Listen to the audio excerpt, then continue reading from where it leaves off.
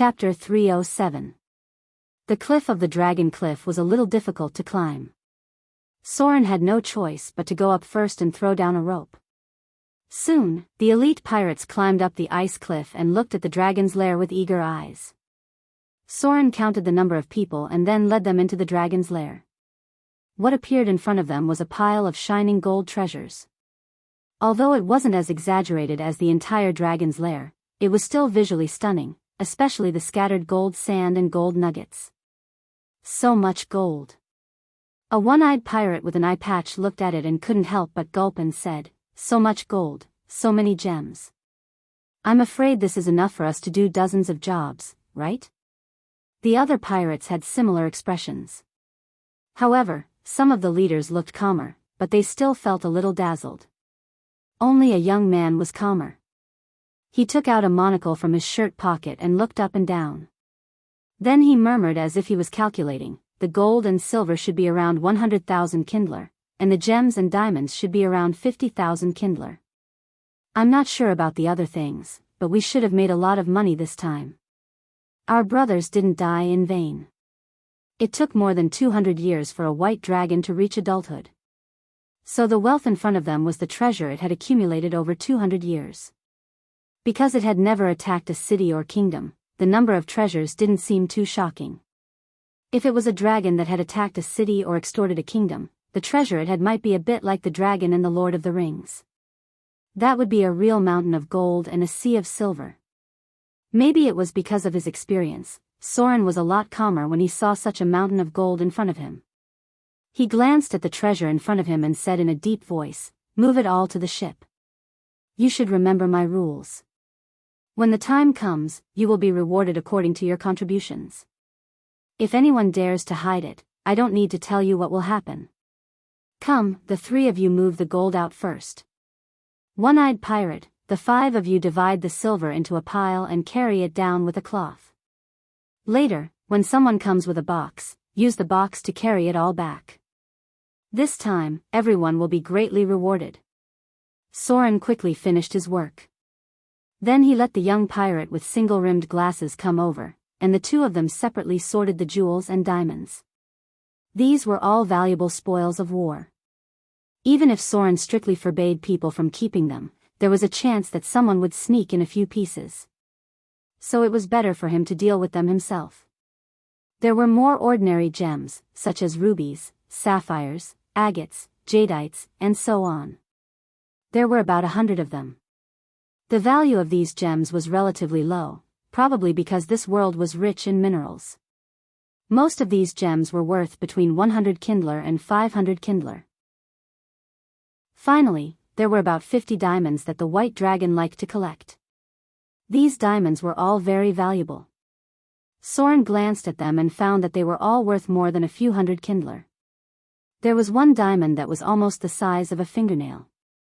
It was a crystal clear blue diamond that seemed to have been polished. Soren held the beautiful blue diamond in his hand and estimated that it weighed about 50 grams. If this weight was in his previous world, it would probably be a rare treasure. Even in this world, it was a very rare thing. Only the top nobles of the royal family could have it. Looks like it's worth a lot. Soren played with the blue diamond in his hand. The craftsmanship on it was very high, and he didn't know where the white dragon got it. Because Soren didn't have the ability to appraise it, he couldn't determine its value. But he was sure that it was more expensive than all the other diamonds added together. Because of its high value, it wasn't easy to sell it. Even if the royal family wanted to buy it, they would have to consider their financial resources. Conservatively speaking, its value should be more than 30,000 kindler. Soren glanced at it and put it away. After that, he put away the rest of the jewels and diamonds. Then, he looked around for extraordinary equipment as his spoils of war. Unfortunately, Soren didn't find anything. Because this was an overseas area, the dragons that lived here rarely encountered adventurers. Naturally, it was difficult to collect rare equipment of high value. These days, the more frequently a dragon was challenged, the more valuable its loot would be. For example, the white dragon, which was killed by Soren in an instant, didn't have many rare equipment. Among the 5 dragon species, the red dragon was the strongest and had the most treasures. Basically, there were legendary equipment in the dragon nest. This was something that other dragon species couldn't compare to. About half an hour later, Soren emptied the dragon nest. The pirates who stayed on the ship had already arrived. The next thing he needed to do was to transport the corpse of the white dragon. But when he was about to go out, the young pirate next to him seemed to have found something. He came over with 2 gray stones in his hand and said respectfully, "Your Excellency, I found this in the corner, but I don't know what it is. But it seems to be something useful." "What is this?" Soren reached out and took the 2 gray stones. He glanced at them and couldn't help but tremble. He then looked at the young pirate next to him and praised, "Well done. What's your name?" The young pirate looked a little excited. He bowed and said, "My name is Narcos. They like to call me treasure-seeking mouse." Treasure-seeking talent? Soren was stunned for a moment. He then looked at him from head to toe and said, "Yes. I'll remember you. Someone will arrange for you when we go back." There were some strange talents in this world. Many of these abilities were innate, just like some people who were born with an unexpected intuition for treasure-seeking. There were also some people who had extraordinary talent in searching, eavesdropping, and perception. These people were born with 1 or 2 talents. Many of them were not combat abilities, but if they were not used properly, they would be very useful. Soren remembered that there was a goblin who was quite amazing. He was born with a legendary talent for treasure-seeking. It seemed that there was nothing valuable that could be hidden from him. Soren left the dragon cliff with his men. On the way, he kept playing with the 2 gray stones in his hand. He was more familiar with these things, but he still needed to use some slaughter EXP to identify them. Then, a faint light appeared. Item type, Soul Stone, +1, item grade, rare, grade 1, item description. This is a special stone that stores soul energy. It is a defective product of soul trapping or other soul binding spells. The soul energy stored in this kind of soul stone is limited. It can be used as a substitute for many special materials, or as an equivalent alchemy tool. In the Bottor Inferno and the Bottomless Abyss, soul stones are often used as a currency for transactions. This is because gold, silver, and jewelry do not have much meaning to the demons. Only souls are what they desire the most. Requirements: none. Effect 1. Extract energy from the soul stone. Receive 3,000 to 5,000 slaughter. Express Effect 2. Use it as a currency for transactions with demons, or as a substitute for summoning contracts. 2 soul stones. Both were grade 1 rare items. Soren did not know where the white dragon got it. From what he knew, soul stones were very rare in the material plane. They were only used as currency in the Bottor Inferno and the Bottomless Abyss. Gold, silver, and jewelry did not have much meaning to demons, especially to demons. Gold was just a boring collection, and silver was something that they hated. Silver was called poison stinger in the Bottor Inferno. Demons would be burned when they touched it, just like humans touching sulfuric acid. The thing that demons desired the most was souls. That was why the souls of the Bottor Inferno were the most valuable currency. However, this kind of currency was quite rare because they had to find a way to steal it from the hands of the Grim Reaper. A complete soul was quite valuable. Unfortunately, there were many demons in the Bottor Inferno that were not strong enough, so the soul stone was used as a substitute. This was an incomplete soul energy. It was once jokingly called the demon's currency. It could be used to trade with demons or as a sacrifice to summon demons. If it was someone like Soren who could absorb soul energy and convert it into slaughter EXP, he could also directly absorb the energy from the soul stone to increase his strength. That was why many people liked to collect soul stones in the past, because it could allow a person to quickly make a comeback. There was energy in the soul stone. However, low-grade demons could not absorb it. It was more often offered to middle-grade demons and above. Then, the higher-grade demons would bestow energy to raise the strength of their subordinates by 1 or 2 grades. Therefore, even in the Bottor Inferno, the soul stone was a rare item. Basically, only middle-grade demons could collect it. Their strength was about the same as legendary professions in the material plane, although it was only a grade 1 rare item. However, the rarity and value of the soul stone was similar to that of legendary items, and its circulation was basically limited to the Bator Inferno. Souls are the currency. This was the most common language in Hell. The most wasteful way to use the soul stone was to directly absorb its energy.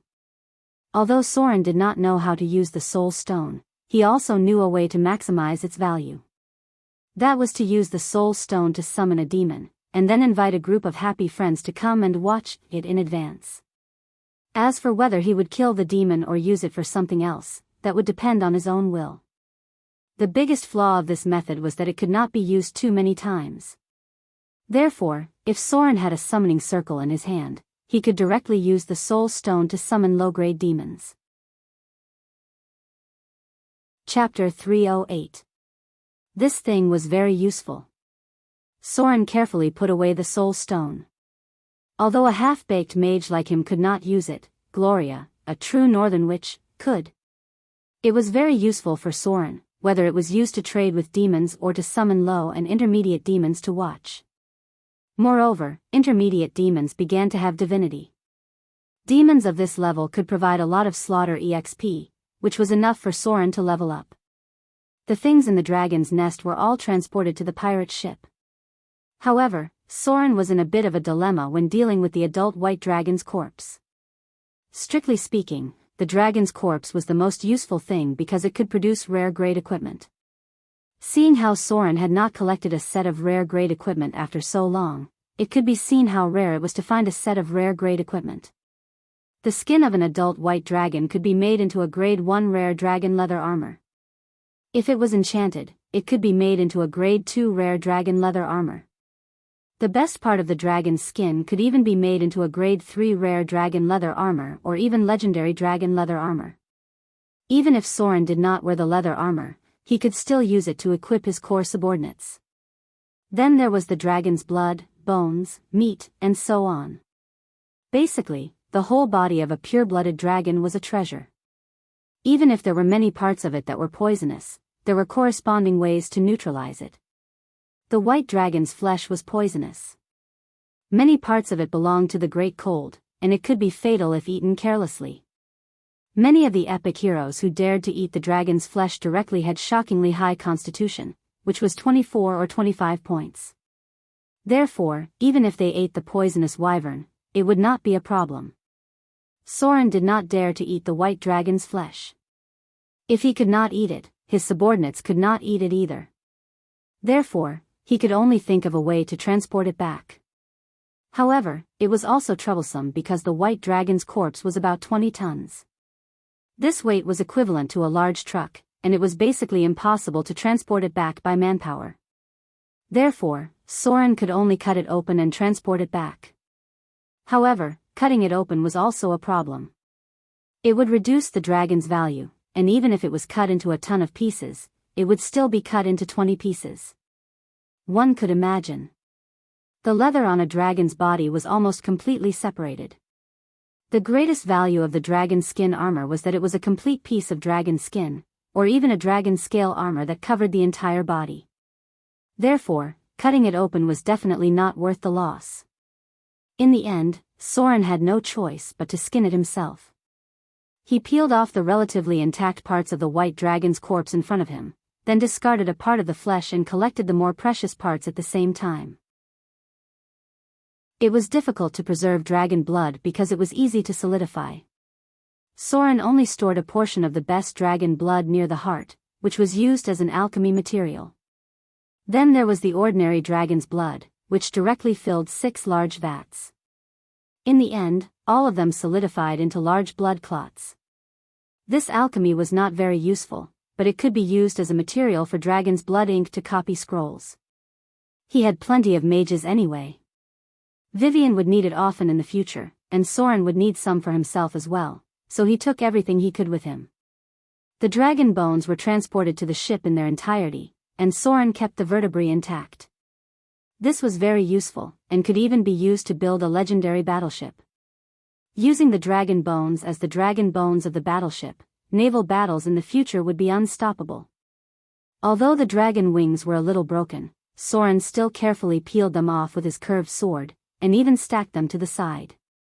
Since the dragon bones were used as the dragon bones of the battleship, the dragon wings would naturally be used as the sails of the ship. If he was going to do it, he would do it all. Soren cut up a pile of various pieces of flesh and bones and transported them to the battleship. When he finally finished, it was almost dark. The valuable items were all transported. In the end, all that was left were large chunks of meat and a complete dragon head. Put everything that can be put on board. Soren stretched his sore wrist. To be honest, it was not easy to skin the dragon. He had to go all out to cut it open, and in the end, he was exhausted as if he had just fought a war of attrition. The meat could not be eaten at the moment, but the pharmacists and priests in the city knew how to remove the poison, so it could be sold to others at a high price.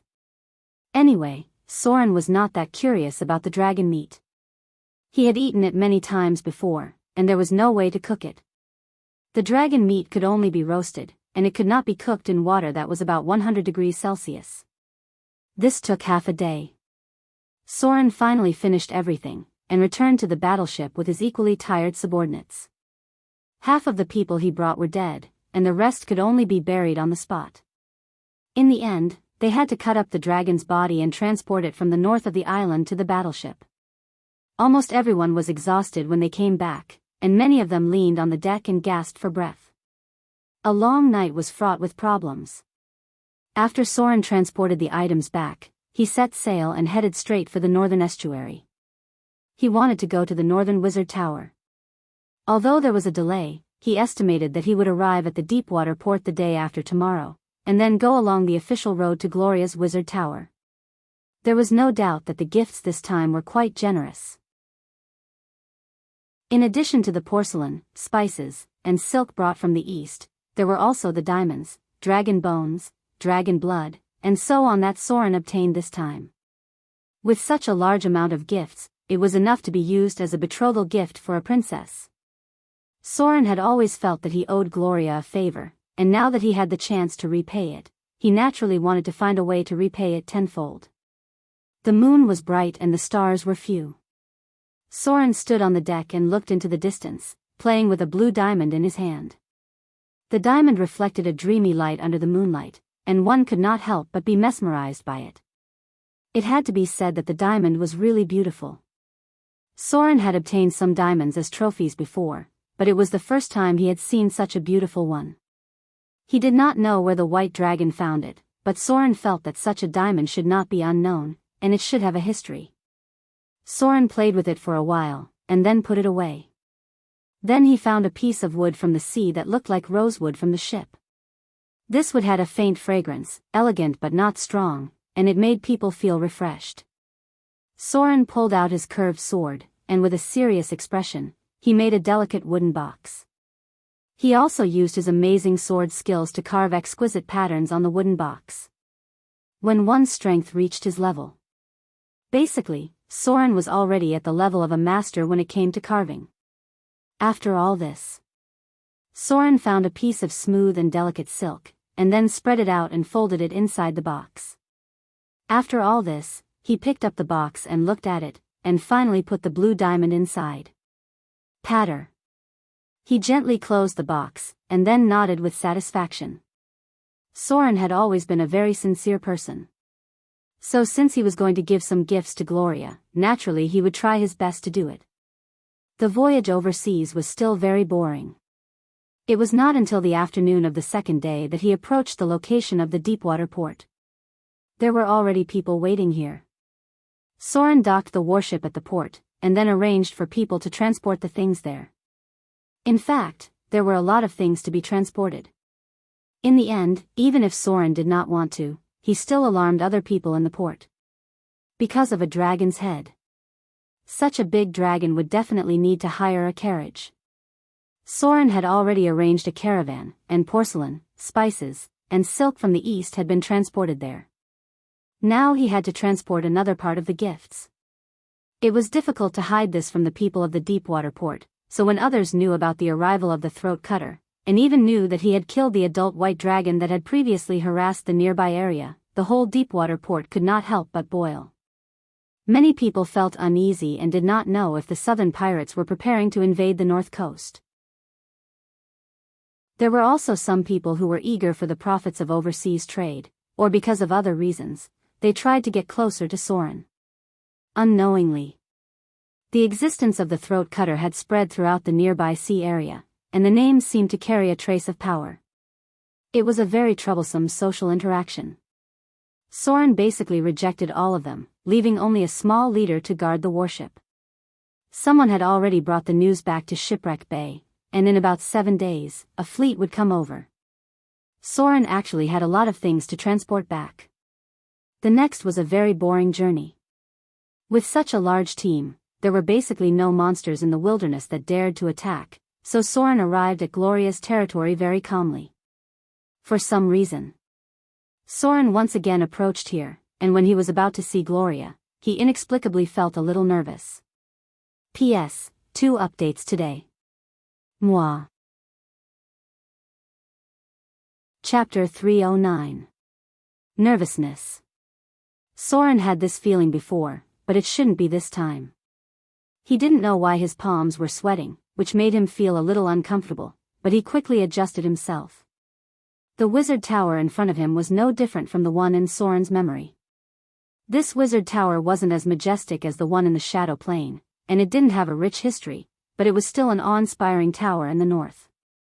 Because the existence of the wizard tower itself was a symbol of great power. Gloria.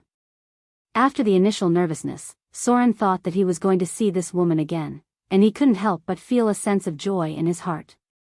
In this world, there were very few people who could make Soren feel a sense of identity. And Gloria just so happened to be one of the few. He couldn't help but feel a little anxious to see her immediately. Soren didn't seem to think that his emotions would change so much in such a short period of time, so when he stepped into the wizard tower, he couldn't help but take a deep breath, and then calmly walked in.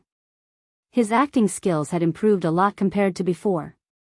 The one in charge of welcoming Soren wasn't a human, but a 2-meter-tall clay golem. When it saw Soren coming in, it bowed slightly, and then said in a dull voice, "Sir Soren. The master invites you to the observatory. The rest of you can follow me to the 3rd floor of the wizard tower, the people who came before have been settled there." The inside of the wizard tower was very big. In fact, most of the wizard towers had more floors, and each floor had a lot of space. If it was a legendary wizard who had mastered the half-plane technique, then the space inside the wizard tower might be comparable to a city. So Soren concluded that the wizard tower and the Shadow Plane couldn't be taken down in a short time, because the space inside was estimated to be no smaller than the underground ruins of a city. The pirates behind Soren were in awe of the clay golem in front of them. Even though they were strong enough to defeat it, they couldn't help but feel a sense of awe. After all, this was a magical creation of a wizard. The pirates had a natural sense of awe towards the mysterious and terrifying northern witches. This was the accumulated prestige of the spellcasters over a long period of time, even though they had never seen the northern witches before. The existence of spellcasters had always been superior to other professions. After entering the wizard tower, even Soren's most unruly followers became cautious. Another clay golem stepped forward. It led Soren's subordinates to the stairs on the other side, while the clay golem led Soren to the observatory. Magic golem manufacturing process. Not all golems were at the same level, because the clay golem in front of Soren was clearly much more agile than the one that had just stepped forward. If the previous one was a rigid golem that could only repeat simple commands, then the one in front of Soren was like a highly intelligent mechanical life that followed certain rules and could talk to it. This kind of golem was quite difficult to make. Not only did it require a lot of money, but it also required power that involved the soul domain. There probably weren't many in the entire wizard tower. The clay golem in front of him seemed to have received soul molding. It was like a highly intelligent robot. Soren had always been interested in this kind of alchemy. Unfortunately, the requirements for mastering it were too high. Not only did it require an amazing level of magic and alchemy skills, but it also required a lot of special knowledge by analogy. Soren estimated that he couldn't even make the simplest cleaning golem. This was the difference between a professional wizard and a half-baked wizard. Strictly speaking, Soren should now be a professional rogue and a half-baked spellcaster. Otherwise, a wizard with a profession level of 10 or so should be able to make the simplest clay golem. Soul domain. It gave the puppets the corresponding intelligence and even directly gave them life. Gloria has touched the realm of a legendary wizard? Soren seemed to suddenly think of something. He couldn't help but tremble, and then a smile appeared on his face. He found that if this was really the case, he was more than 90% sure that he would be able to invite Gloria to the outer islands. Walking up the wizard tower floor by floor, Soren saw a lot of strange things. Some were magic devices that he couldn't understand, and some were all kinds of strange laboratories. This undoubtedly told Soren that his decision to invite Gloria was right. Just the various devices in the wizard tower in front of him had already made him a little dizzy. The wizard tower needed a professional spellcaster to deal with it. Otherwise, Soren wouldn't even know what the general area was, how the laboratories should be distributed, the layout of the elemental pool, and so on. Squeak. When Soren reached the 6th floor, he heard a sound that sounded like a mouse. As he turned around, he immediately saw 3 giant bats that were locked in a cage. These bats were all the size of a wash basin and looked a little scary. Their mouths were full of sharp fangs, and one of them could even spit out the spell, rainbow spray. These were the magic bats that wizards were researching. They were a special kind of magical life and had all kinds of abilities. They were also the most commonly encountered monsters in the wizard tower. They were the standard rookie killers. If they encountered magic bats in the wild, the chances of them dying were quite high. Most wizards were academic researchers. Therefore, Soren wasn't surprised at all that there were some magical creatures locked in here. Starting from the 6th floor, the golem puppets that were responsible for guarding the tower were replaced by steel golems. They were iron lumps that weighed about half a ton. Some of the specially improved, steel golems +1, could weigh about 2 tons. The surface of these golems was made of steel, and their hardness was similar to modern steel. They also had alchemy enchantment resistance, and were considered to be quasi-legendary monsters. Under normal circumstances, even a legendary warrior would have to spend a lot of effort to dismantle a steel golem. There was once a legendary monk who described it this way. Dealing with steel golems always gives me the feeling of dismantling a tank with my bare hands. This sentence was very popular at that time. Unfortunately, later on, this legendary monk encountered the diamond golem +1, and was defeated on the spot. It was also because of this. The diamond golem +1, that had the ability to float, was described as a Gundam. Inside Gloria's wizard tower, Soren didn't see the +1 puppet golem. This was a special modified golem that would only appear in ruins such as the Arcane Empire. However, when he approached the top of the wizard tower, a steel golem about 2 meters tall with a somewhat different appearance attracted Soren's attention. The appearance of this steel golem was actually similar to what he saw at the beginning, but it had a very special behavior after seeing Soren. It actually bowed slightly to Soren to show respect. It was a conscious golem. Although it was not a very high level of consciousness, it had exceeded the most basic golem intelligent golem construct. Activated golem. Someone had blessed it with a spell close to the legendary level, turning it into a complete life form. It would gradually begin to have consciousness. Although its core command would not change, which was similar to the core structure of the 3 laws of robots, other things would gradually move closer to intelligent life. This was how the golem construct appeared. Soren didn't expect there to be such a thing in Gloria's wizard tower, but he didn't seem to have seen it when he came last time. If such a steel golem continued to evolve, it could become the Thaling that Soren saw in the Shadow Plane Wizard Tower. A special life form with legendary challenge difficulty. It seems that I didn't make a mistake this time. Soren hadn't seen Gloria yet, but after walking around the wizard tower and looking all the way from below, he was more confident about exploring the wizard tower in the Shadow Plane. However, Soren also knew that Gloria could show him the internal structure of the wizard tower. Otherwise, these steel golems would usually be on standby in special positions. The golems needed the elemental pool of the wizard tower to provide energy, or they could only use some expensive materials to provide energy. In other words, the wizard tower usually operated less than 1/10 of the golems. A door appeared in front of him. When Soren walked to the door, his palms sweated involuntarily, and then he pushed the door directly. A ray of sunlight shone over. Soren first saw the sun in the sky, then the vast land in the distance, a city near the mountains, countless scattered villages, a winding river, and a dense forest further away. These were all Gloria's territory. The wizard tower was like a tall skyscraper, overlooking everything directly. Even the white clouds in the sky seemed to be within reach. This kind of scene was very shocking, and it seemed to make men's blood boil with excitement. High and mighty. A tower that symbolized the power and status of a spellcaster. "You're back." A gentle female voice sounded, coming from Soren's side. When Soren turned to look at the seat on the right side of the observatory, his whole body suddenly trembled, and a stunned expression appeared on his face. In front of him was a large and comfortable recliner covered with soft snow-white fur. Gloria was lazily lying on it, and her face was still as beautiful as it was in his memory.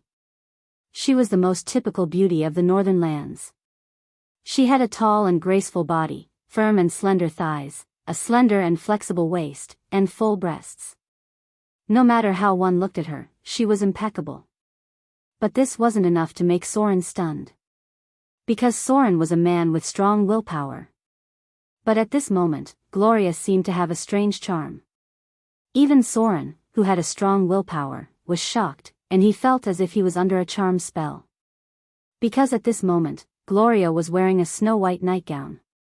There was a slight slit below the waist, and soft and shiny black stockings could be seen. This was a product of the Underdark, and only rich women could have it. It was woven with the best spider silk, and its value was similar to rare equipment. Stockings. In such an era, in such a world. Stockings that were once everywhere seemed to have become very rare. This was Soren's second time seeing a woman wearing stockings. The first time was Gloria's mother, a woman with a seductive face. Soren was afraid of this seductive woman, and also had a trace of hostility in his heart, so he didn't admire her in stockings. But now that Gloria was wearing it, she was unusually beautiful, and seemed to have an irresistible temptation. Especially when she stretched out her black pearl-like toes, wrapped in the smooth and shiny stockings, he had the urge to reach out and touch them. But this wasn't enough. Just this alone wasn't enough to make Soren feel stunned. Because Gloria in front of him, in addition to wearing a snow-white nightgown, she also wore a pair of gold-rimmed black-rimmed glasses on her delicate nose. This was a product of alchemy, and had been used for a long time in this world. Even ordinary people would buy relatively cheap single-rimmed glasses. But Gloria's glasses were undoubtedly much more exquisite, and it seemed to be an enchanted rare item. She was holding a thick book with both hands, and the front of the book had complicated runes imprinted on it. Before Soren came in, she was frowning slightly as she read the book. When Soren came in, she closed the book and put it on her lower abdomen. She looked very gentle and charming. At first glance, she gave off the elegant temperament of a lady from a noble family. At this moment, Soren even felt the aura of an oriental beauty from Gloria's body. As if she noticed Soren's burning gaze, Gloria's beautiful face slightly blushed. She delicately shrunk her legs, covered her black stockings with the hem of her nightgown, and then slightly curled up her pearl-like toes. It seemed that she was a little nervous under Soren's gaze, and her delicate face seemed to be a little uneasy. But after all, she was a northern witch. He only saw Gloria gently smile, slowly lifting her white fingers to lift up her long hair, and then teasingly said, "Am I beautiful?" A lock of silky long hair was tucked behind her ear. It was mixed with silver strands, but this silver hair did not affect Gloria's beauty at all. On the contrary, it made her look more charming. Soren had long noticed this silver hair. Although he did not ask Gloria what was going on, he could guess that it was most likely related to himself and Vivian. At the thought of this, Soren's heart seemed to have been touched. Even if he had always been a very hard-hearted person, now there was a trace of emotion in his heart, an inexplicable emotion that was hard to describe. He nodded seriously and said, "I almost thought that I was under a charm spell. You are the most beautiful woman I have ever seen." A trace of blush appeared. Gloria didn't seem to think that Soren would use such a serious tone and say such frivolous words like flirting. However, after listening to it, she enjoyed it very much and was inexplicably happy in her heart. Negotiation +10. P.S. This chapter took me a whole day to write. Sure enough, emotional drama is not my specialty. 4,000 words. Add more tomorrow. Chapter 310. The atmosphere suddenly became a little awkward. Both of their expressions were a little awkward, but it wasn't that kind of awkwardness, but a different kind of awkwardness. When their eyes met, they couldn't help but avoid each other's gaze. Gloria's beautiful face even turned red. An inexplicable feeling was brewing, and both of them seemed to have felt something.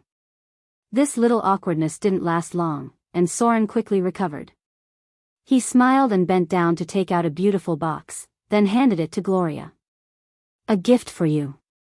Soren blinked, which was rare for him. Gloria looked up at him, and the corner of her mouth revealed a quiet smile.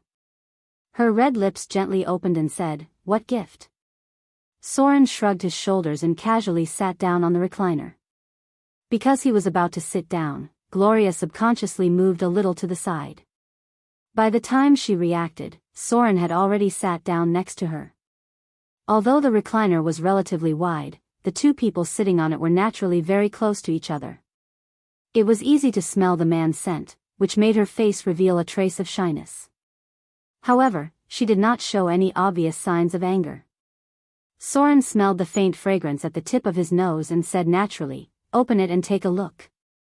Gloria's delicate body showed signs of tension, especially when Soren sat next to her and talked. There was a natural masculine scent coming from him.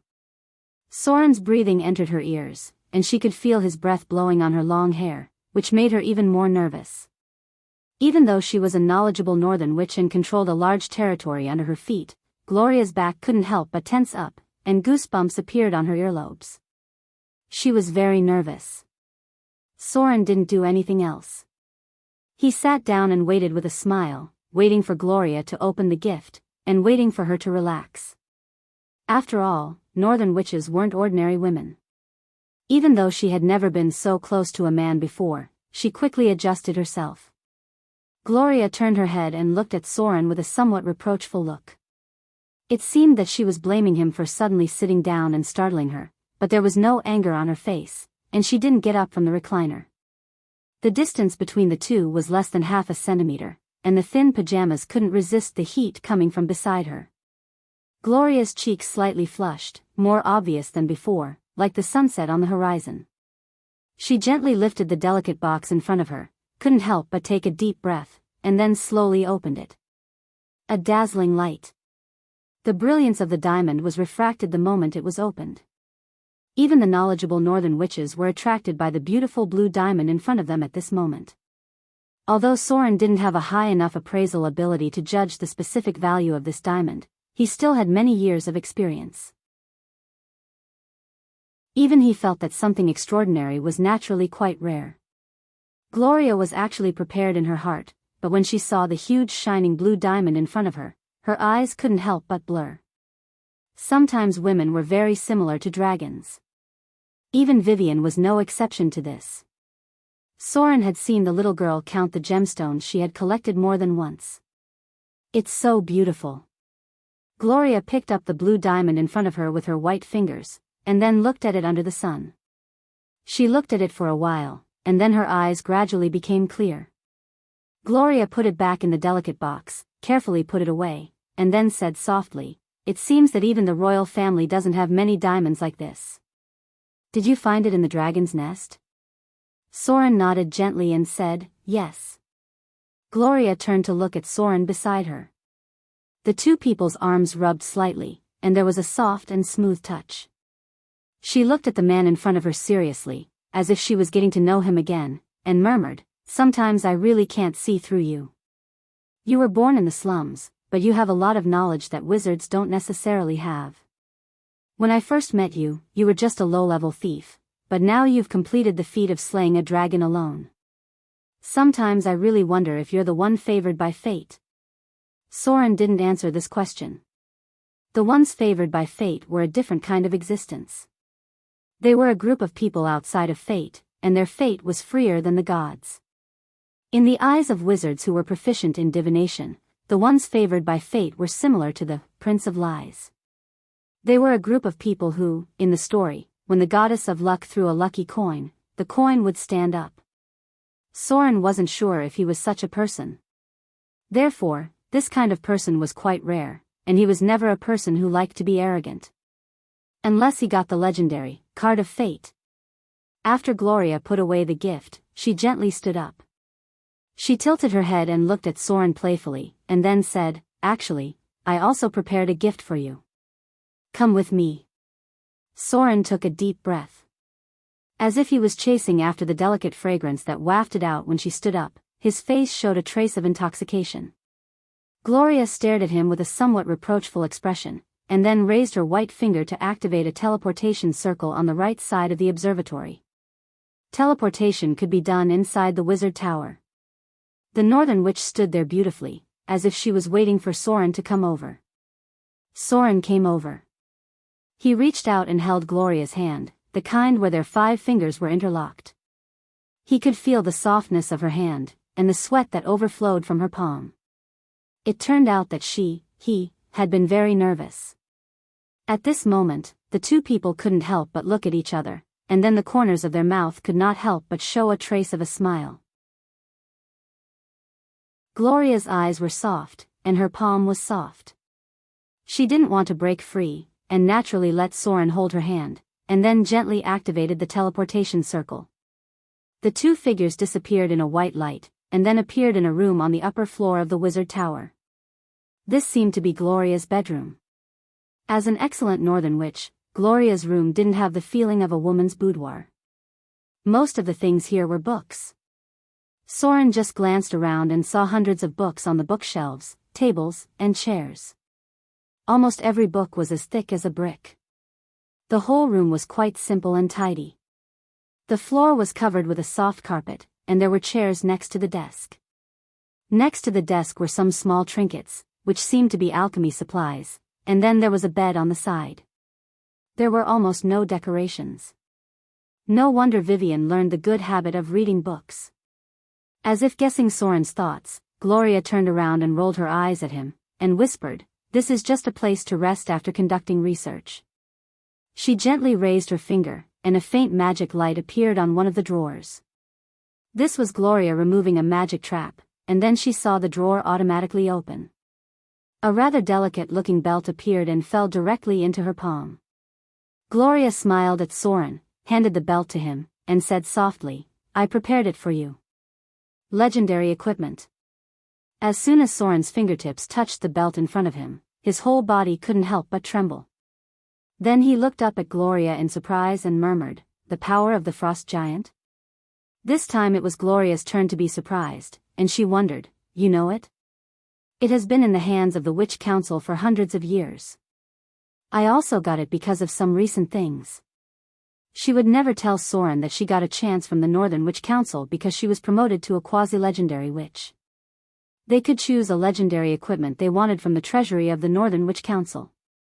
She did not choose other legendary spellcaster equipment, but brought out this second-grade legendary belt, Frost Giant Strength, from the treasury of the Witch Council. "Yes." Soren nodded gently, reached out and stroked the belt in front of him, and whispered, "I've heard of it before." In his memory. This second-grade legendary belt was auctioned at a sky-high price of 270,000 Kindler coins. It was the best legendary belt that could be obtained in the entire material plane.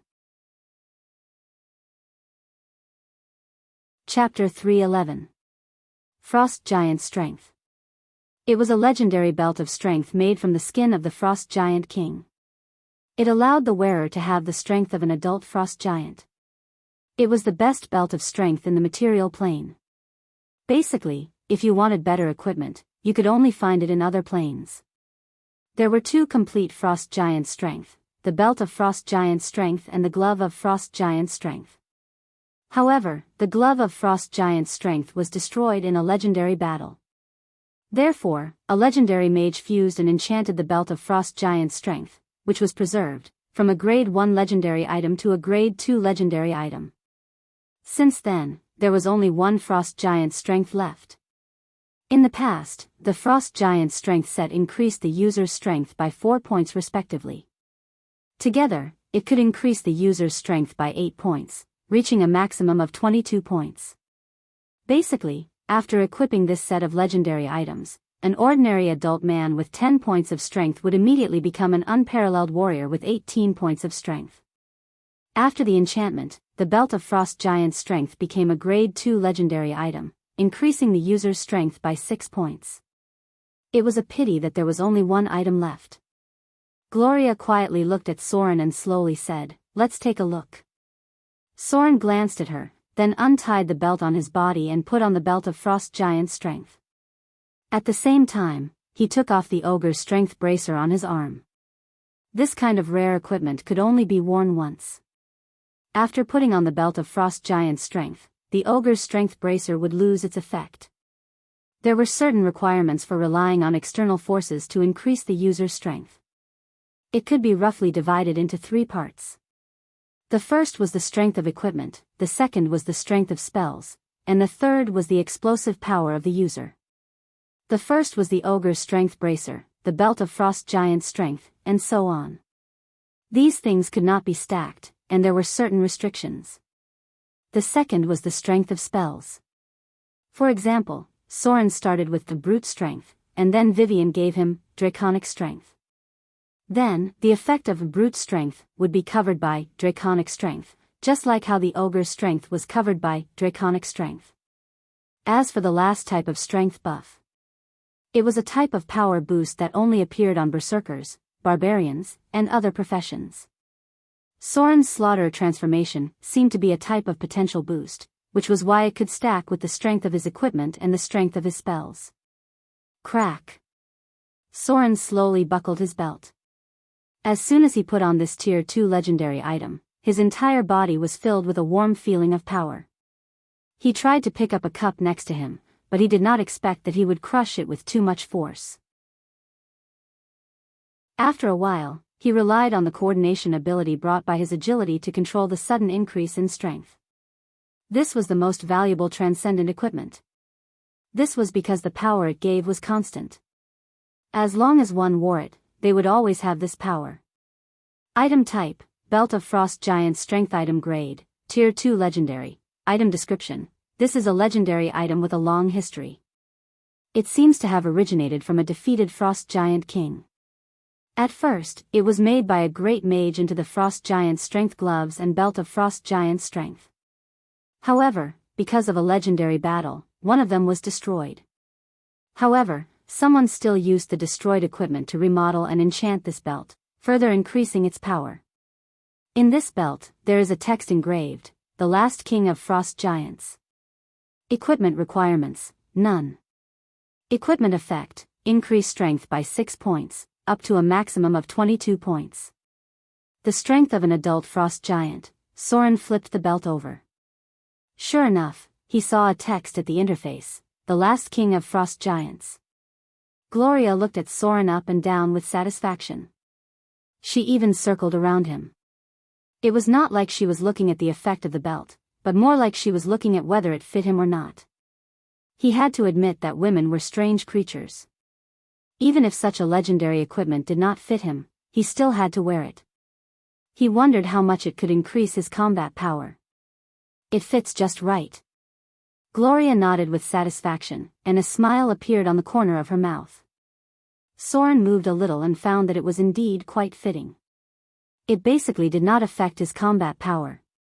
But when he was about to say something, the whole wizard tower suddenly shook, and then it shook a little. In an instant, both Soren and Gloria reacted quickly. Gloria's figure almost disappeared in an instant, and then she appeared near the window. At the same time, a magic aura appeared on her body. It seemed that she had activated more than 3 protective energy fields. Soren's reaction was not too far away. The legendary curved sword Icing Death instantly appeared in his palm, and then he leaped to the left side of the room, holding the sword with both hands to protect Gloria's side. It had to be said. At this moment, their cooperation was quite good. The wizard tower was still shaking slightly. Whether it was Gloria or Soren, they could not help but look dignified. Because now the whole wizard tower was shaking a little, and dust was trembling from the ceiling. Both of them were quite clear about the defensive ability of the wizard tower. For such a situation to happen, it was definitely a big deal. It's not an enemy attack. A crystal ball appeared in Gloria's palm. She gently touched it, then frowned and said, "It's a vibration from the ground." Earthquake? Soren looked at Gloria in confusion. Both of their expressions were a little strange. Was it really an earthquake? But just when they were puzzled, the wizard tower shook more violently, and then a strong magic aura appeared at the top of the astrology platform. "Her Excellency the Eye of the North is summoning us." Gloria reached out and touched a crystal button on her chest, and then a white light appeared in her palm. Soren and her figure appeared on the top of the astrology platform again. Is it really an earthquake? Soren looked at the city in the distance. He could see that a part of the city wall was cracked. This was definitely a large-scale earthquake. And the intensity of the earthquake was quite high. Houses in the distant city had collapsed, but there were not many casualties in the scattered villages because the houses were made of wood and straw. But the trembling of the earth still frightened many people. Soren could see people gathering together in a panic like ants from afar. Gloria. Activate the magic array. A hoarse and old female voice appeared on the astrology platform, and then a hazy shadow appeared. It was a white-haired witch. The most eye-catching thing was her eyes. Almost all of her eyeballs were white. Soren had a certain impression of this existence because she was the strongest witch in the north.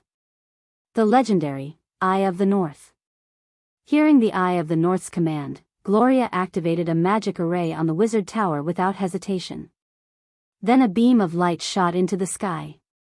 1 beam, 2 beams, 3 beams. In the distance, Soren began to see beams of light. These beams of light went straight into the sky and intertwined with each other. It seemed to be a mysterious huge magic array. The light of the silver moon, magic lock. An unbelievably huge force erupted. It was still daytime, but there was a full moon in the sky.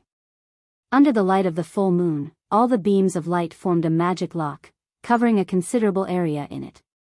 This was a legendary magic lock, and also the strongest killing move of the Witch Council.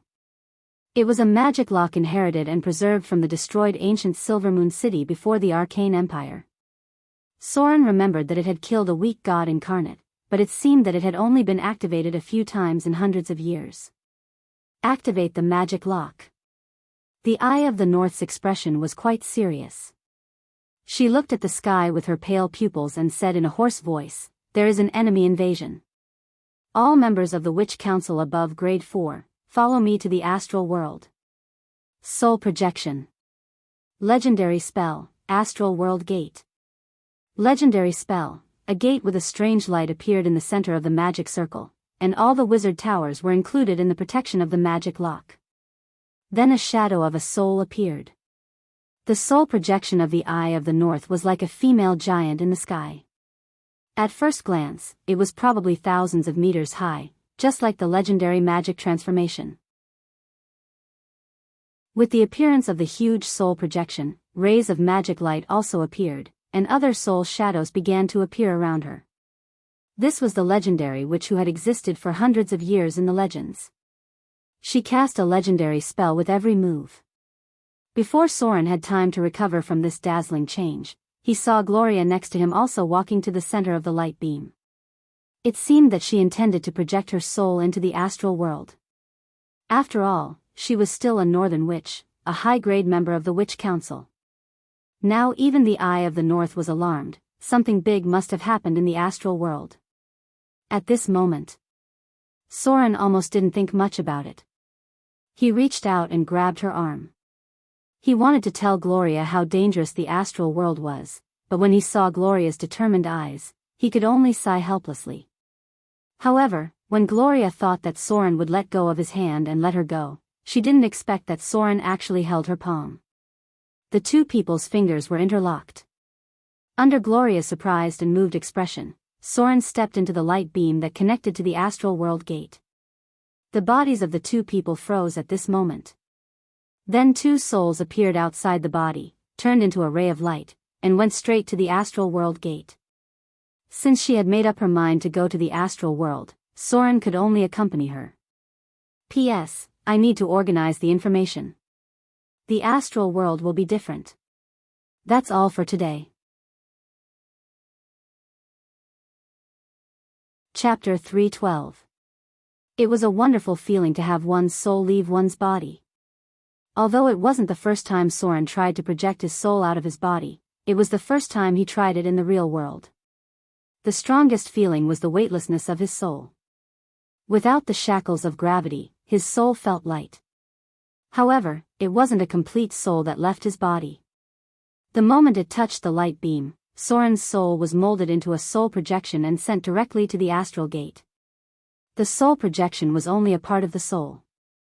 It wasn't the weight of a complete soul, so if it died, it wouldn't necessarily cause the body in the real world to die as well. However, it would definitely cause a terrible amount of damage to the soul. If the damage was too great, it could turn the person into an idiot, or even affect the real world, causing the existence of the soul projection to die on the spot. This could be understood simply according to the East. If the soul projection died, it would be like the scattering of a part of the 3 souls and 7 spirits in Eastern mythology. It was possible for the projection to become crazy, or directly become an idiot. It was even possible for the projection to become a vegetable or die on the spot. Normally, this kind of soul projection would only be used in extremely dangerous places. It could also be used in places where the physical body couldn't reach. This would greatly reduce the cost of death. Their souls were remolded into half-energy bodies. The power of the soul projection was greatly reduced. Soren only kept about 80% of his strength, and all of his equipment below legendary level was left on his body. This was the reason why he didn't like to go to the astral gate. Low-tier rare items couldn't be converted into half-energy. Only legendary equipment and above could be converted into soul projection, and it would be left on the soul projection after death. Therefore, even legendary wizards wouldn't bring their strongest legendary equipment with them when they were in the soul projection state. However, Soren couldn't leave his equipment on his body. All of his legendary equipment would directly affect his combat ability. Going to the astral gate without legendary equipment would be suicide. A brief moment of dizziness.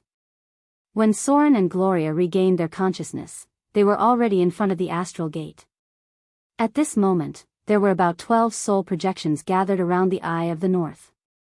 When these soul projections noticed Soren's appearance, they couldn't help but show a trace of surprise on their faces. They then looked at Gloria in confusion. When they saw the expression on her face, the other witches couldn't help but smile mischievously. It seemed like Gloria was quite popular, unlike her mother who wasn't likable. All of the witches present were high-grade adepts, and at least a third of them were quasi-legendary adepts. As for witches like Her Excellency Eye of the North, whose profession level was around level 25, it was estimated that there were not many witches like her in the whole world, so she should be the most powerful one among all of them. If that was the case, Soren was actually the weakest among the soul projections, and she was also a half-baked wizard. As for Soren's arrival, the Eye of the North didn't say much. She just glanced at him for a moment, then nodded at Gloria and said with a serious expression, "Prepare to teleport. Everyone, focus." The astral gate that had already been opened suddenly enveloped them. Immediately after, it was as if they had entered a rainbow light channel. Countless light spots that could not be seen with the naked eye shuttled back and forth in front of them. Therefore, the only thing that could be seen with the naked eye was many rainbow-like rays of light. Soul projections were the simplest way to cross planes. Many abyss demons and hell devils would use this method to travel to other planes. When a soul projection died, it would only reduce a part of their strength. Most of the time, it wouldn't cause the death of the soul projection. Adepts cherished their own lives very much. Therefore, even in the face of a powerful enemy, the Eye of the North didn't ask the other witches to go to the astral gate with their bodies. The feeling of a soul passing through a membrane came.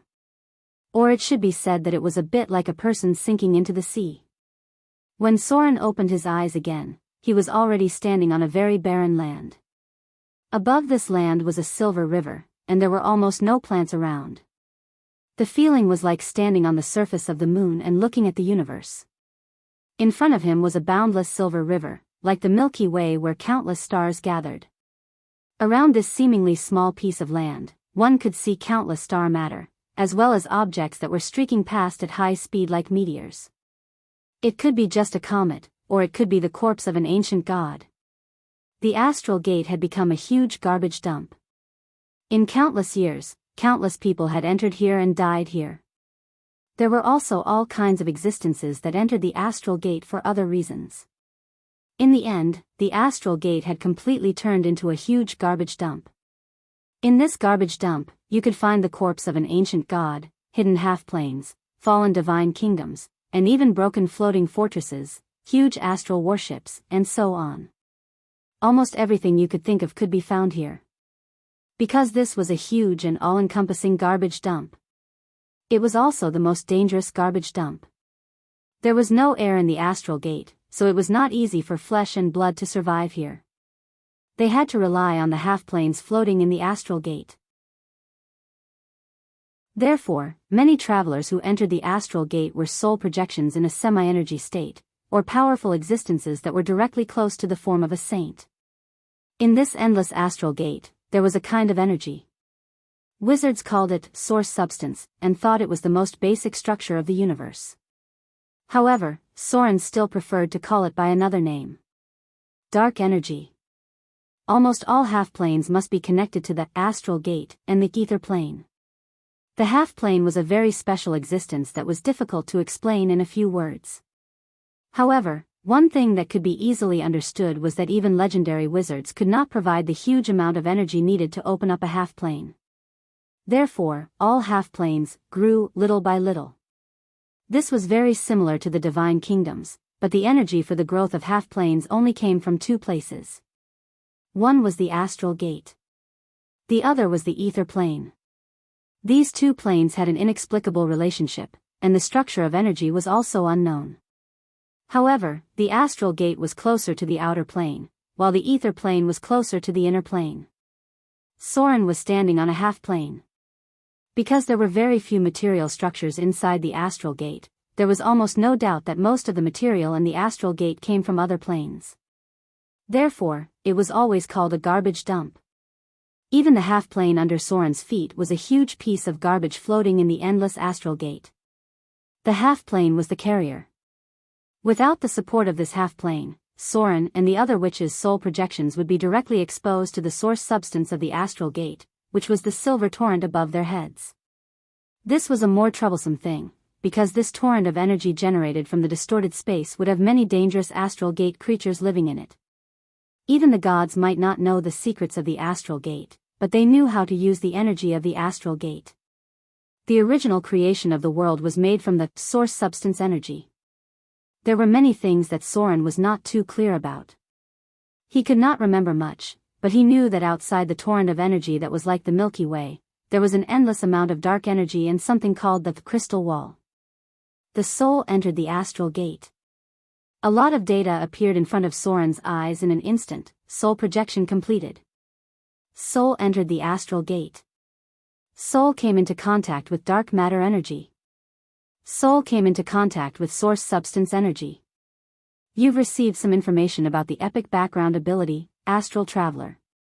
You've received some information about the epic background ability, Plane Explorer. Soul structure completed.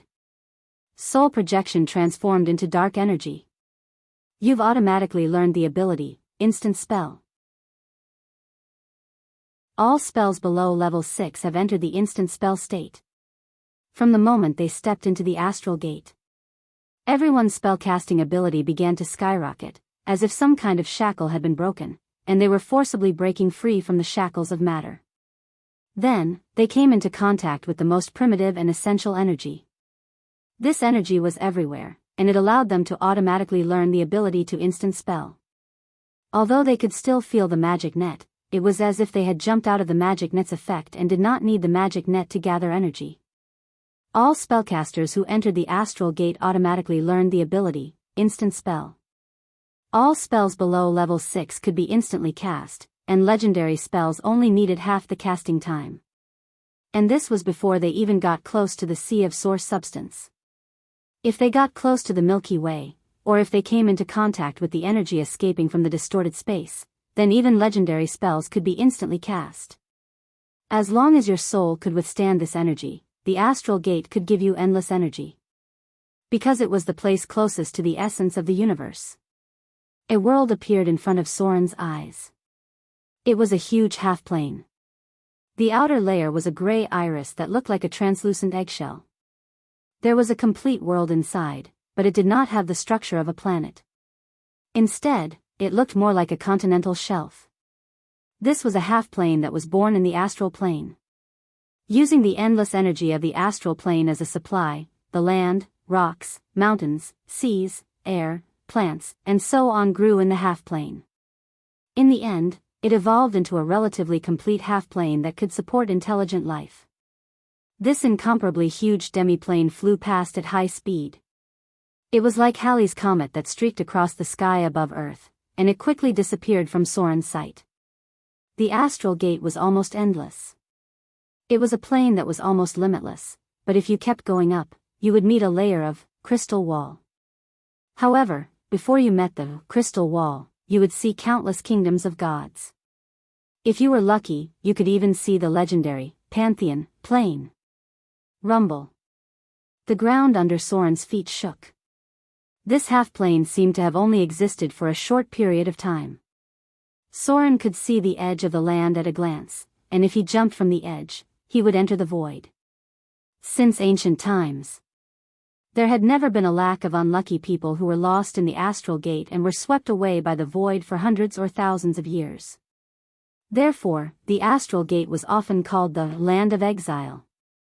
This place was connected to all the planes, but you might not be able to find the passage. Without the half-plane to rely on, after being swept into the void, it was like a mortal being washed away by a flood. The half-plane that had been born for no more than a few hundred years was trembling. It was as if something was attacking it. Soren could feel the dignified and worried face of the Eye of the North.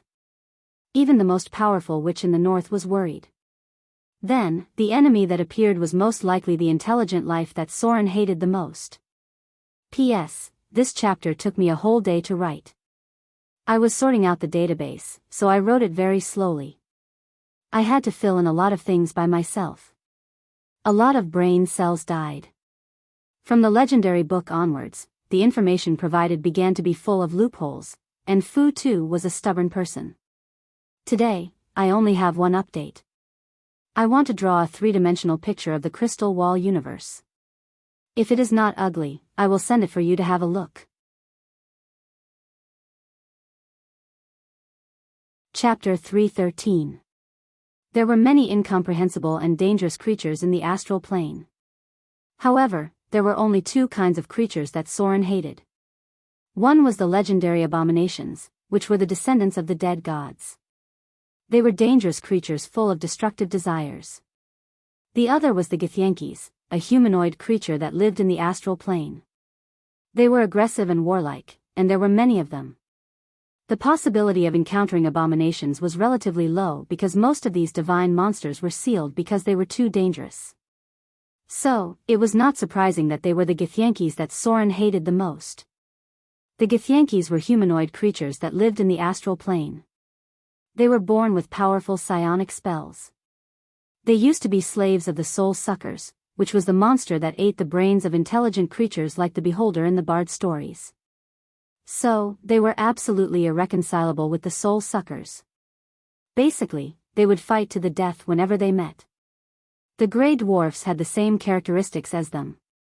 They also hated the soul suckers, and many of them had their minds distorted because of the enslavement of the soul suckers. In the end, they gained powerful psionic powers. It seemed that both races were like this. The slaves of the soul suckers began to master psionic powers later on. Maybe it was because of the sequelae of mind enslavement. Domestication, enslavement, slaughter. Soul suckers. There were two branches of this creature, the Githyankis and the Githsleys. They hated each other as much as they hated the soul suckers.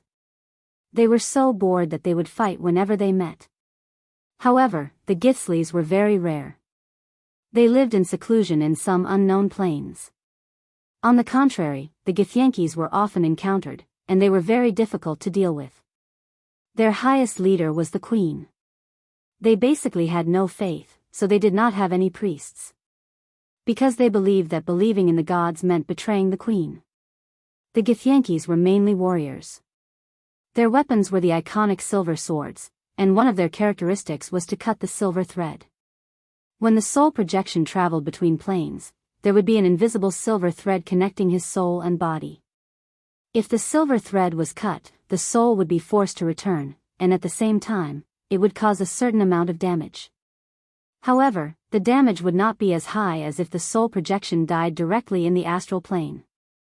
This race was very interesting. Soren had always thought that they were a bit like the Protoss in StarCraft. However, their way of rule made Soren feel a bit like the Queen of Blades of the Zerg. The Githyankis were strictly militarized.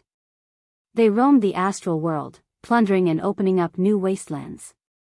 They lived in astral world battleships or astral world fortresses. Such huge flying structures were a little like the huge military fortresses of the interstellar era. The Githyankis were notorious for plundering any creatures that could be plundered in the astral plane. They also liked to capture slaves. They would try to capture any enemy that was not a soul projection. Because the Githyankis had psionic power like soul suckers, they could use a spell-like ability called mind control. Test of will. Prepare for battle. A voice rang out in everyone's mind. Then, rays of magical light appeared one after another.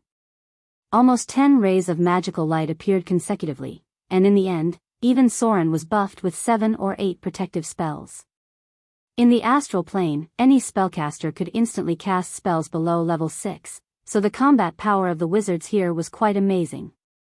However, instantly casting spells below level 6 also meant that their battle endurance would sharply decrease, and it was very likely that they would use up all their spell slots in a short while.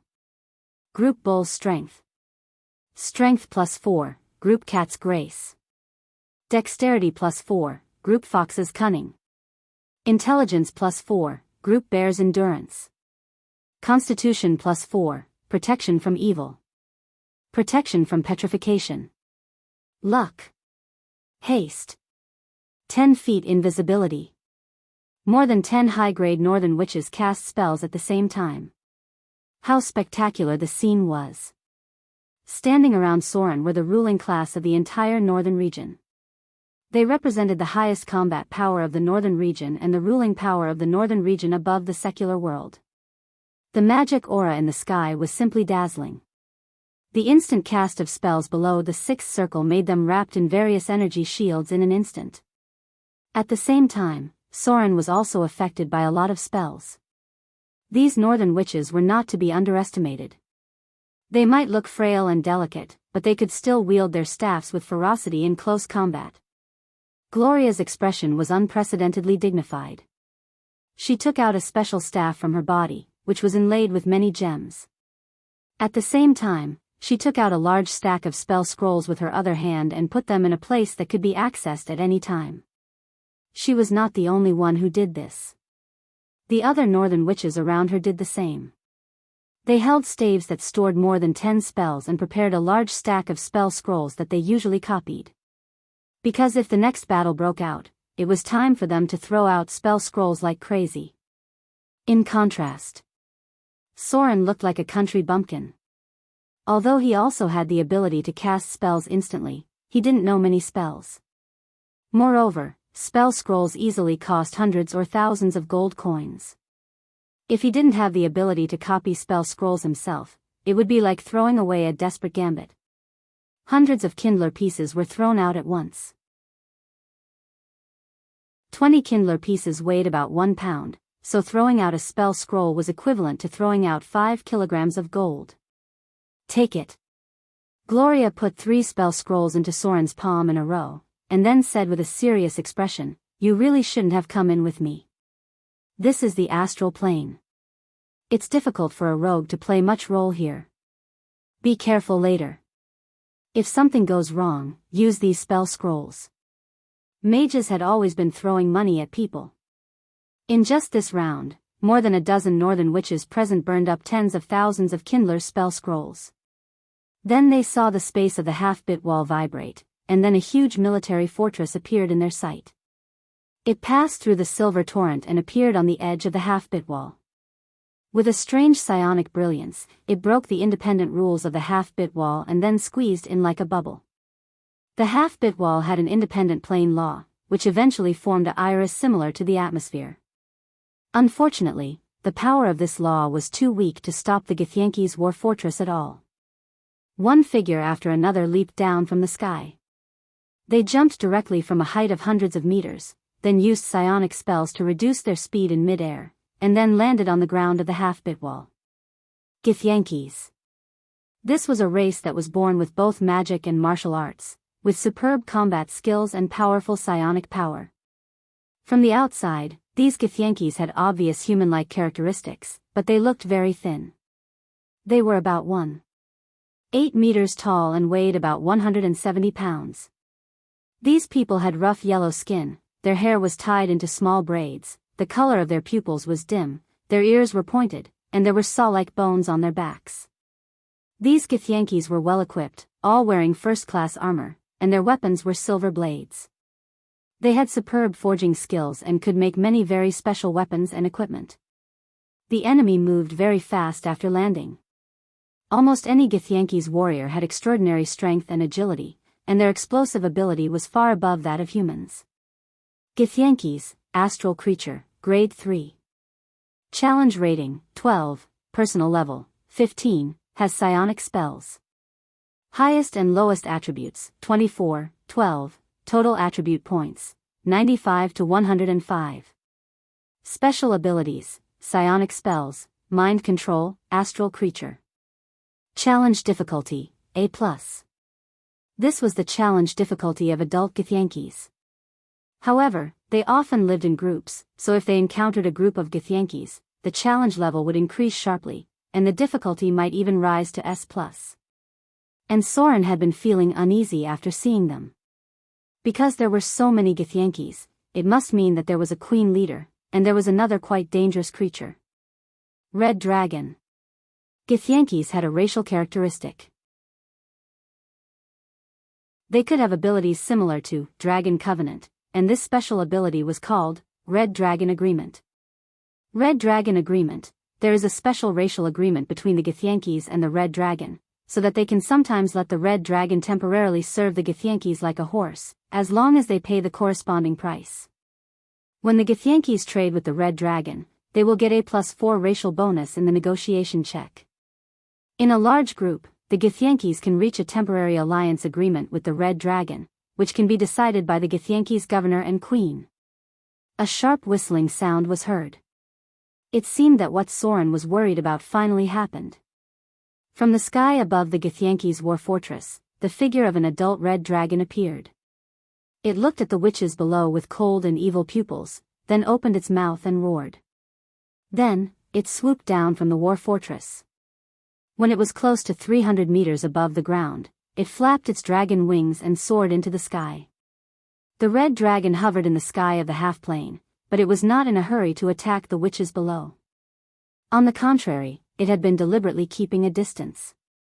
It seemed that it intended to let the Githyankis below consume their spells first.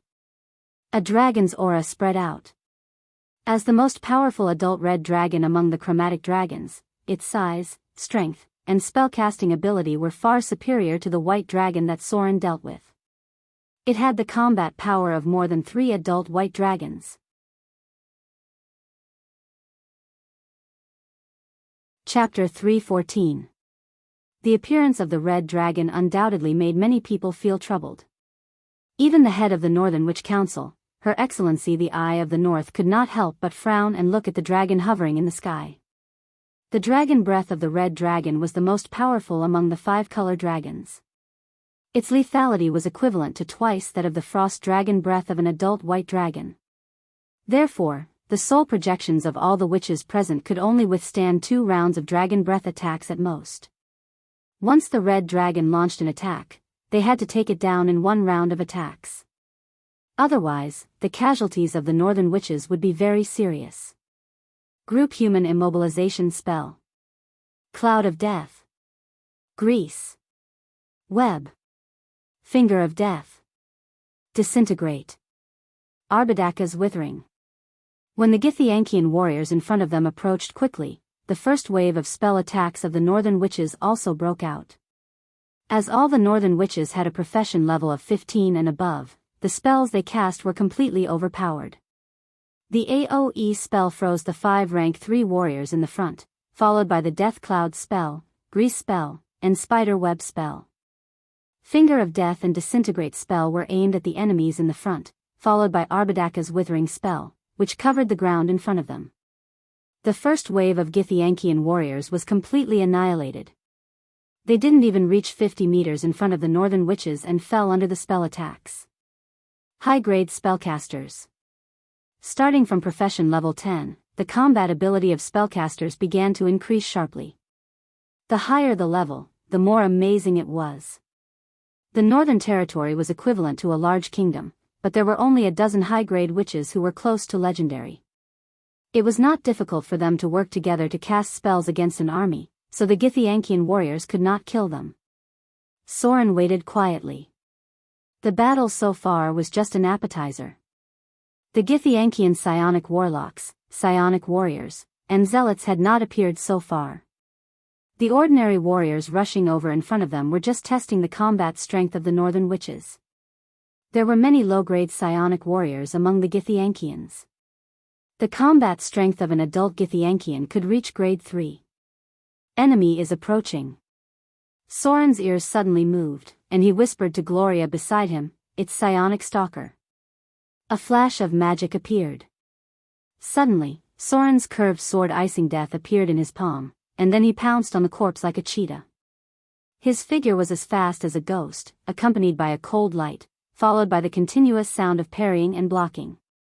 Finally, with a muffled sound, Soren's figure kicked the corpse in the chest and flew back nearly 6 meters. Then a stream of blood spurted out from the broken neck in front of him.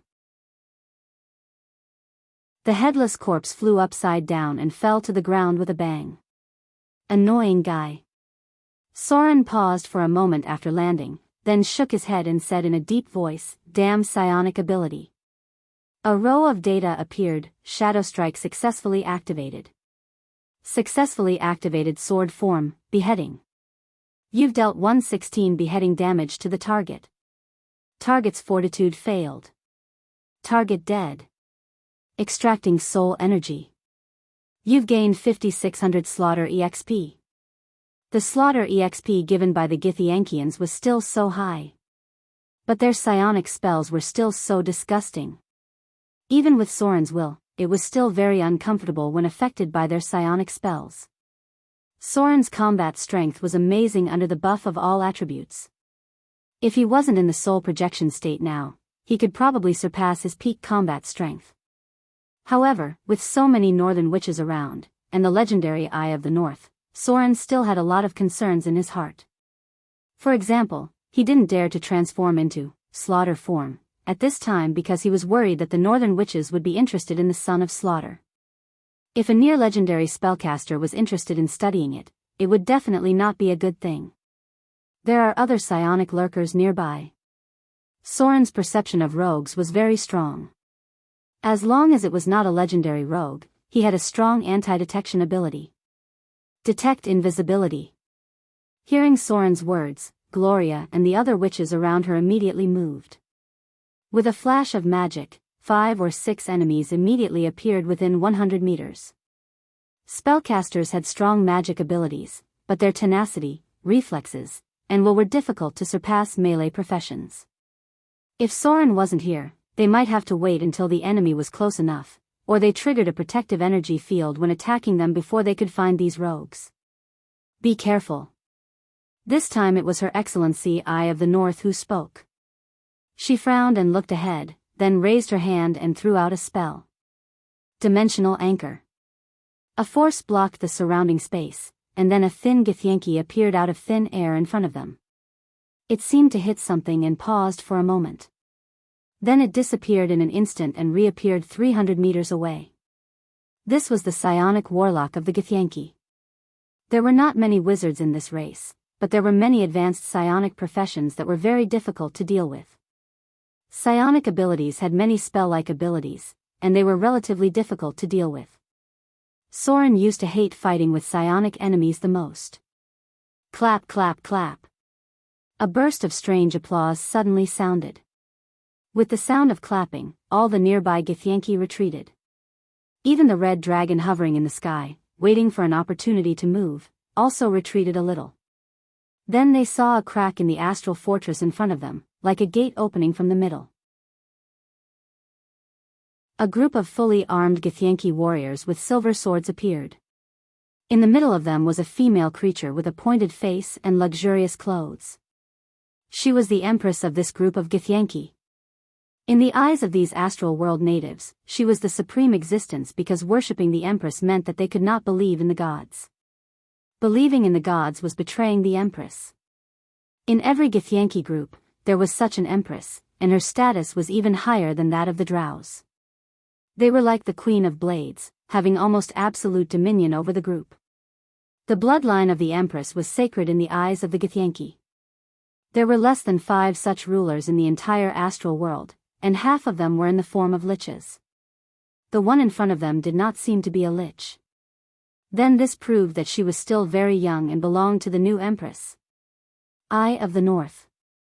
The empress of the Githyanki stood on the ground. The red dragon hovering in the sky roared, then slowly landed in front of her and lowered its head quite humbly. The empress with a pointed face stretched out her slender fingers and stroked the head of the red dragon. Then she looked up and said in a determined voice, "I said I would come back. Have you thought about it? Even now, you're still unwilling to return that thing to us?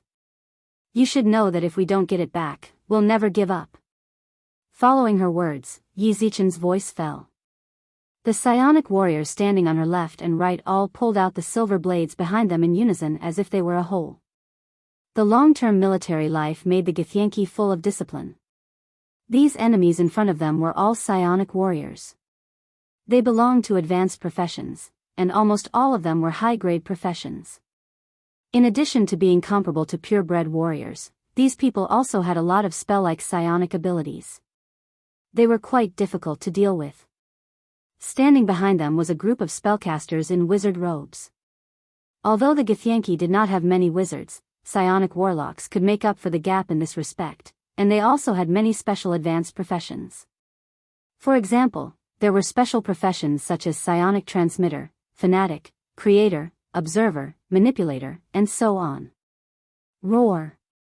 The red dragon roared and rose into the air. The psionic warlock's figure floated in the air.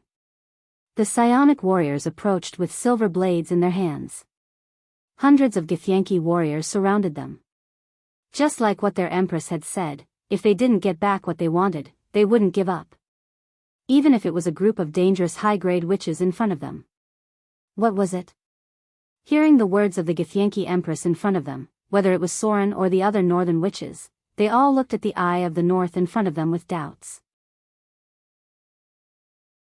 It seemed that not only Soren was curious, but the other northern witches also didn't know what was in the hands of the Eye of the North. So much so that this group of Githyanki would not hesitate to jump from the astral world to directly attack the north to recapture it. What could make them willing to pay such a high price? They dared to challenge one of the few witch forces in the material plane, a council with more than half of the legendary witches. It wouldn't be much easier than challenging the gods. The Eye of the North in front of them did not answer. She just frowned and looked at the Githyanki empress in front of her as if she was thinking about something serious. But Soren seemed to remember something. He suddenly trembled, glanced at the eye of the north in front of him, and then murmured in Gloria's ear, "Silver sword of Githyanki. If it's really it, things will be troublesome."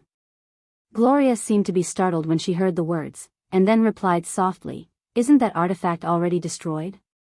Soren shook his head when he heard the words. It was not an easy task to completely destroy a +10 celestial artifact.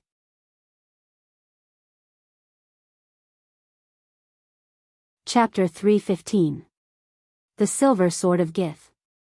Any profession with more than 150 points of knowledge would more or less hear of its name, as well as its many legends.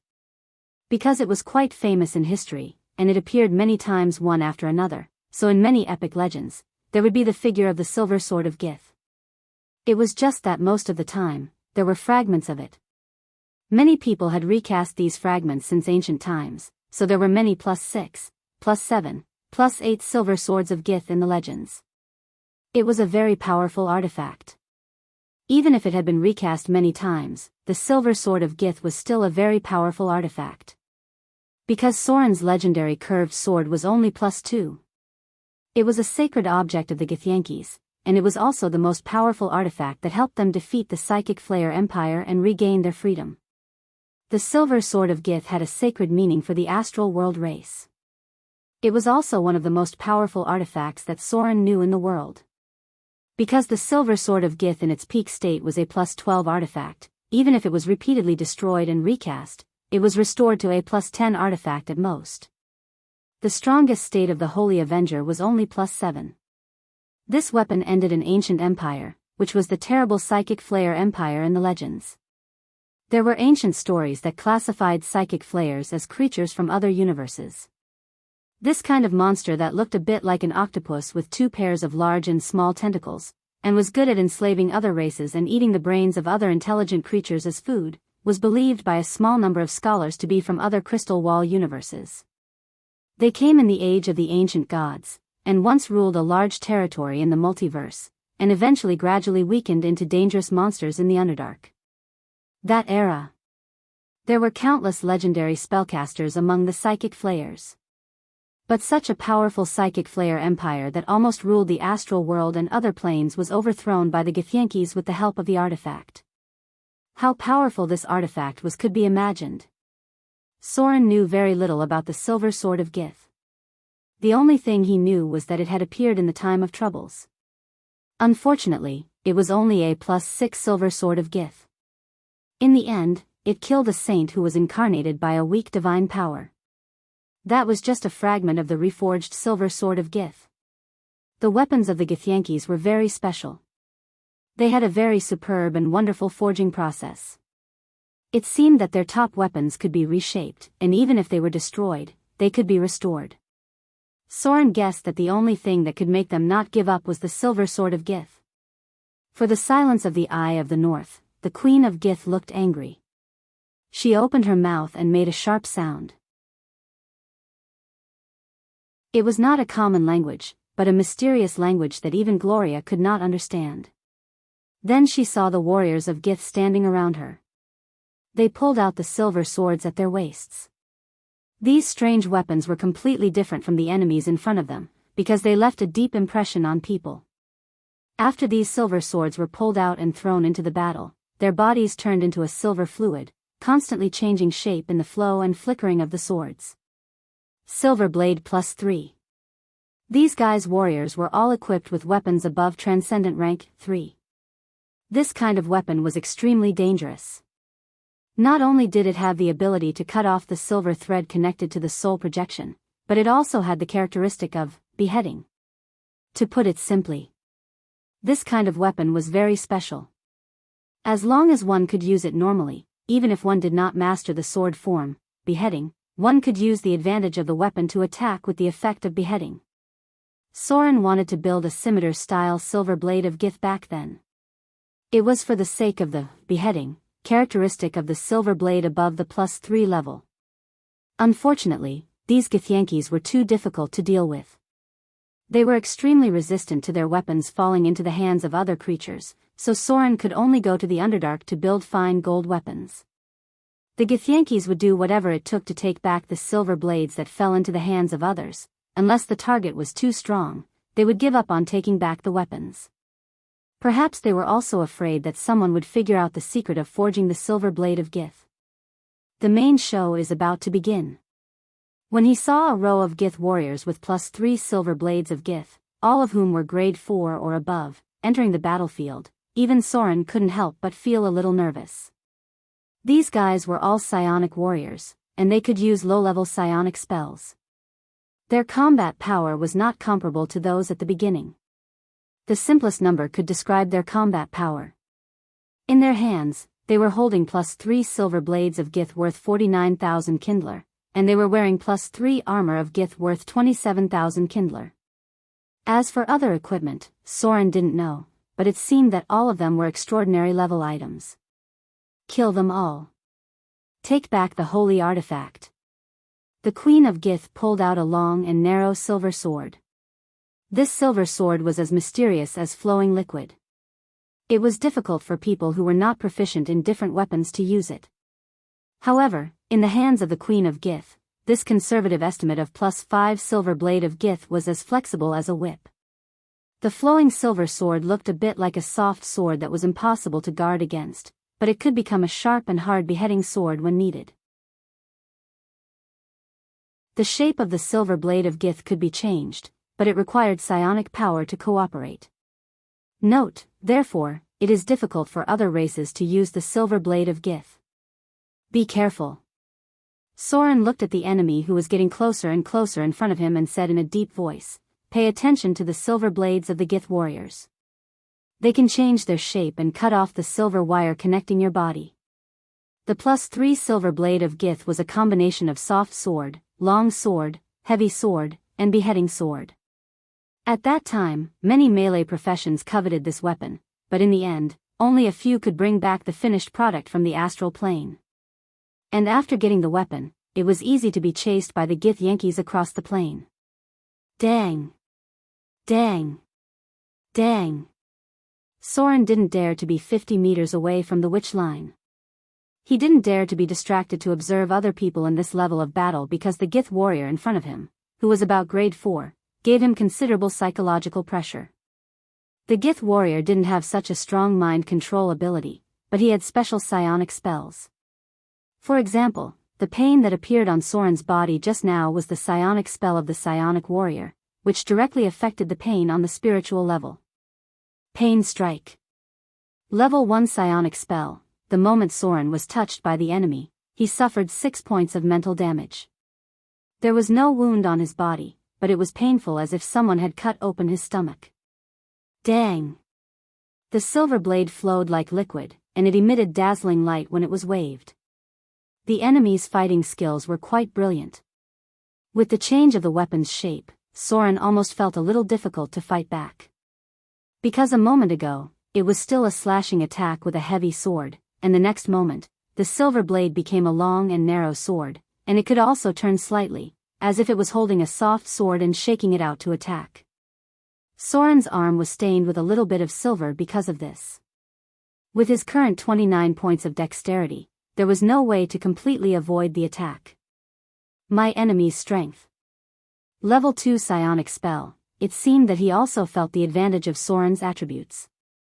After finding that the enemy in front of him was quite difficult to deal with, the Gith warrior suddenly stretched out his hand and grabbed forward, and a psionic spell burst out. A row of data quickly emerged, attacked by psionic spells. Affected by absorption effect. Test of fortitude. Test of fortitude failed. You temporarily lost 2 points of strength. Strength will be transferred to the enemy within 15 minutes. Damn it. Soren's face changed slightly. He held his curved sword and twisted it violently. Then his figure rose into the air and turned into a cold light. Sword form, spinning strike. Shadow strike. Soren and the Gith warriors who were fighting turned into afterimages. On the other side, the battle of the northern witches also became quite fierce. In the face of enemies who far outnumbered them, the witches did not blindly cast spells to carry out a blanket attack. Instead, they cast summoning spells one after another. The Githyanks were born with psionic power. When their strength reached a certain level, even warriors could use spells such as Anywhere Door, Levitation, Blink, and other spells to teleport a short distance, so the blanket spells did not have a good effect on them. Except for spells above level 7, the rest were only suitable for bullying low-grade warriors. Level 3 Summon Monster. Summon Wind Elemental, Elder. Summon Earth Elemental, Elder. Summon Fire Elemental, Elder. Summon Neon Mist. Summon Demons. Summon Demons. A series of magic auras emerged, accompanied by portals. When this woman went crazy, she simply didn't care about her life. Those who summoned elementals were still okay, but those who dared to summon demons and demons, even Soren couldn't help but frown. Fortunately, they released the Protect from Evil spell in advance. These demons did not care who summoned them, and they would even attack the spellcaster when they went crazy. The elementals summoned by the witches were quite powerful. In the front was an Earth Elemental Elder with a monster level of about 21, then the Wind Elemental Elder surrounded it, and the Fire Elemental Elder was waiting to move. More than a dozen high-grade witches summoned at the same time, and in an instant, an army of monsters was formed. Scattered around were more than 30 monsters controlled by the Level 3 Summon Monster spell, and a group of elementals blocked the enemy from approaching. The only thing that was more annoying was the two demons. For some reason, Soren had a strong feeling of wanting to kill them when he saw them.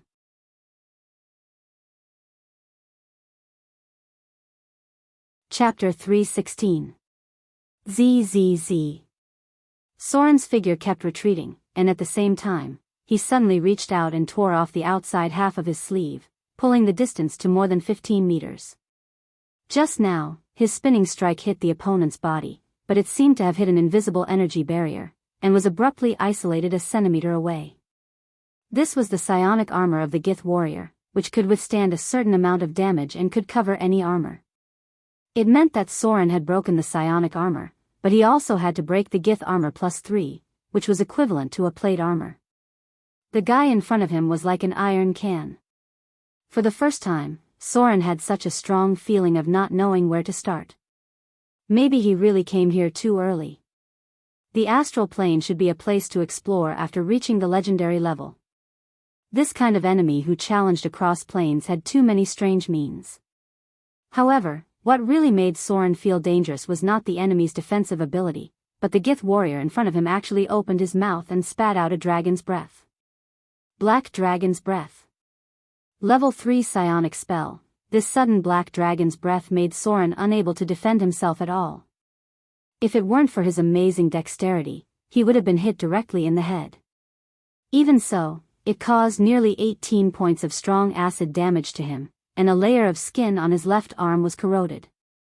This was not a complete version of the Black Dragon's Breath. Even the Draken's and Dragon Disciples' breath were not as good as it. However, it was still a psionic replica of the Dragon's Breath attack. The acid effect of the Black Dragon's Breath was simply as big as 2 heads for Soren. How many strange means does this guy have? Soren was a little nervous. The Gith warrior in front of him was quite difficult to deal with. He felt like he was dealing with an enemy who practiced both magic and martial arts. This was the astral plane. Not only the people who entered here could cast spells instantly, but the people who lived here could also cast spells instantly. That was why Soren did not dare to be too far away from the witches. He was afraid that he would be killed by a psionic warlock directly. After all, spells were unpredictable, and even legendary warriors as strong as dragons did not like to take Finger of Death, or disintegrate, head-on. The psionic warrior in front of him was also an instant spellcaster. As a special advanced warrior profession, his spellcasting level was not high. It was basically impossible for him to have spells above the 6th circle, so most of his psionic spells were instant cast. However, because his intelligence wasn't high, he didn't know many spells. Instant cast. Soren also had the ability to cast instant spells, but he had no intention of using it. Because he was waiting for an opportunity. In other words, he was creating an opportunity for himself, an opportunity to kill the enemy in one strike. From the beginning to the end, he did not use any spells. He fought like a purebred rogue, and he was the kind of rogue that looked very professional and brilliant at first glance. Therefore, in the eyes of the Gith warrior, there was more than a 60% chance that he would think that Soren did not have the ability to cast spells. Because of several combat opportunities, if Soren knew any spells, he could slightly reverse the situation. Soren was hit twice, but he couldn't even break the opponent's psionic defense. Dang! Dang! The Gith warrior did not give Soren a chance to open up the distance, and the battle on the side had begun to stir. Some high-grade Gith professions broke through the defense line of the elemental army and closed the distance to within 50 meters of the witches. The distance here was quite dangerous for the witches, but it was also dangerous for them. Only 3 to 5 disintegrate and finger of death were shot out in succession, and 3 Gith warriors were killed under the spell attack. Group human immobilization. Gloria's voice came from behind Soren. When her spell was over, a witch immediately controlled a giant earth elemental to smash it. However, the earth elemental attack did not kill the enemy. Because of the psionic warrior's psionic shield, and also because they had a strong defensive ability and vitality as a warrior. The Eye of the North blocked the space near the witches, and the Gith's blink and anywhere door spells were all ineffective, which made them unable to use space jump to rush to the witches. After all, this half-bit wall was the territory of the northern witches, and the Gith had an innate disadvantage in the rules of the half-bit wall. However, the situation was not so optimistic because the northern witches were only a dozen strong, but the enemy in front of them was a group of Gith.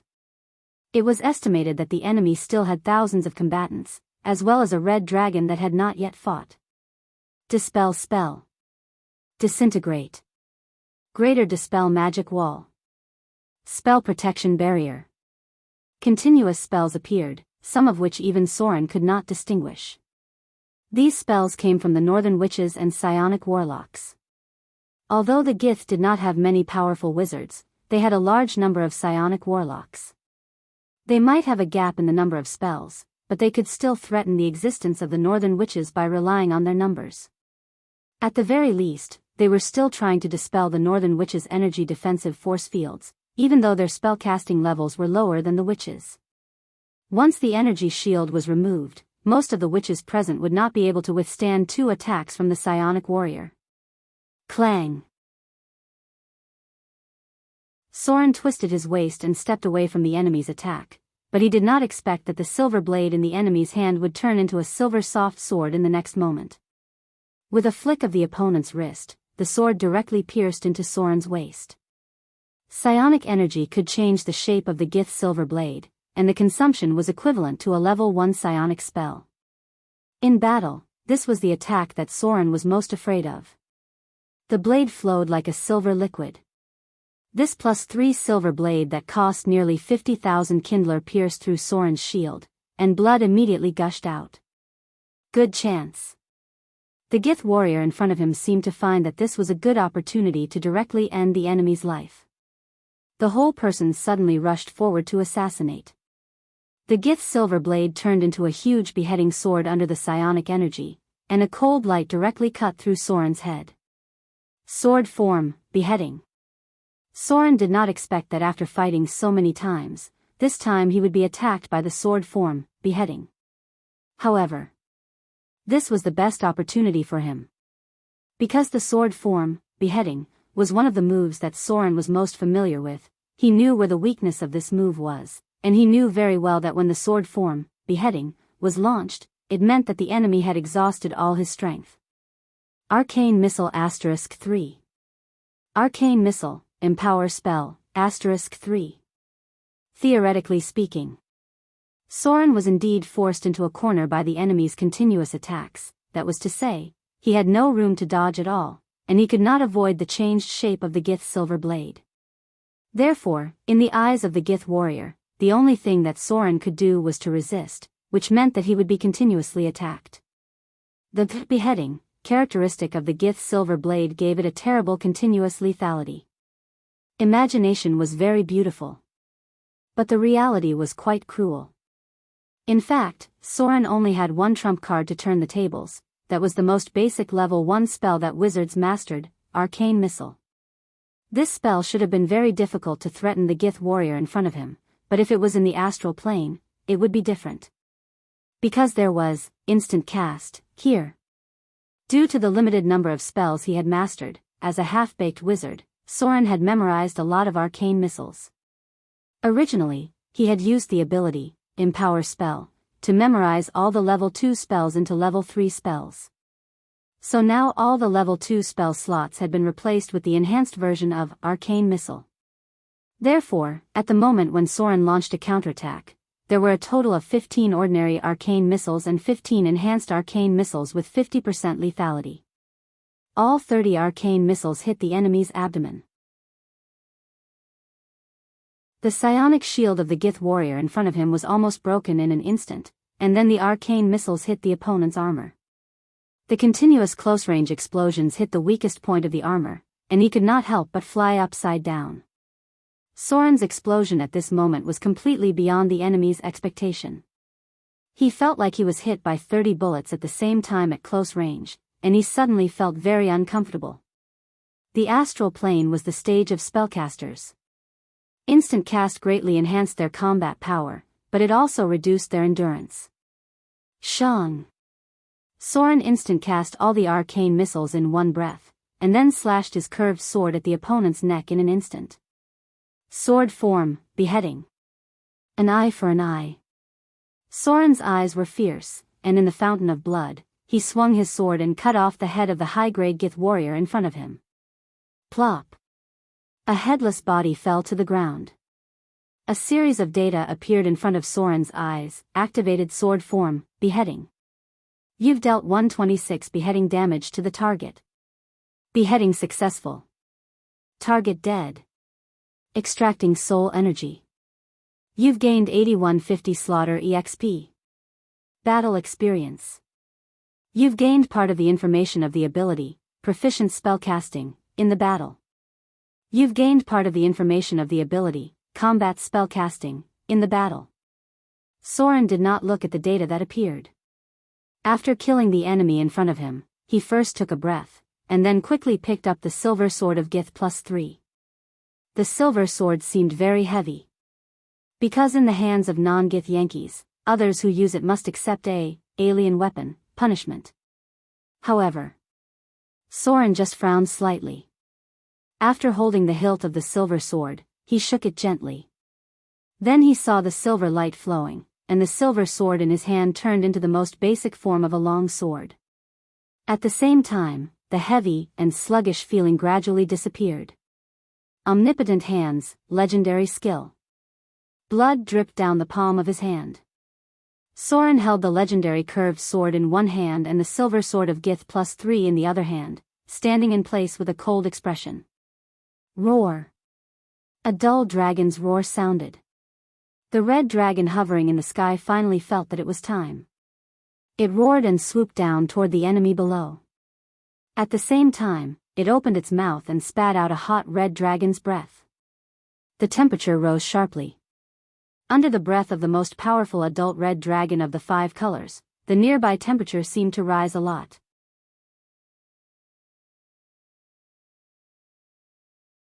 Chapter 317. Omnipotent Hands. In theory, this allowed Soren to use any equipment and weapons.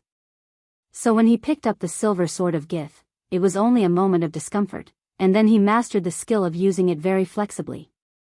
Unfortunately, this kind of weapon must be mastered to fully exert its effect. So when Soren picked it up, the silver sword was the most basic form of a long sword, and he couldn't use psionic power to change the shape of the silver sword of Gith. When Soren held it, it was like a silver blade that emitted light, and when the Githyankies used it, it was like a flowing silver liquid. However, even so, its lethality was still very amazing.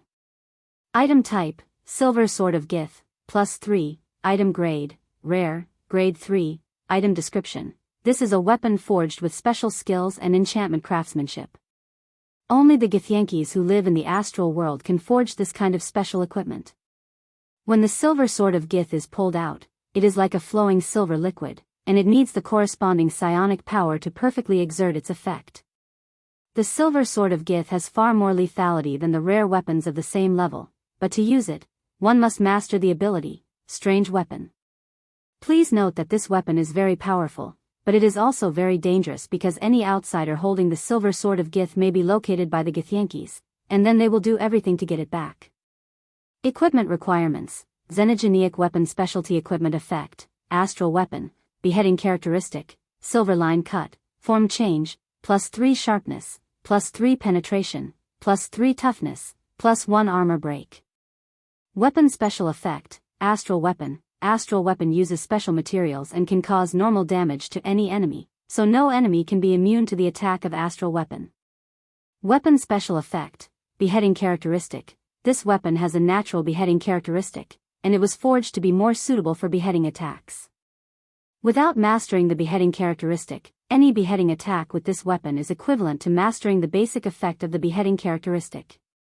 If you have the beheading characteristic, it will make the weapon more lethal.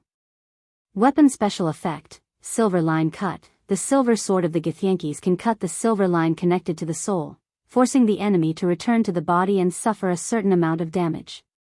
Please note that only soul projections have the silver thread.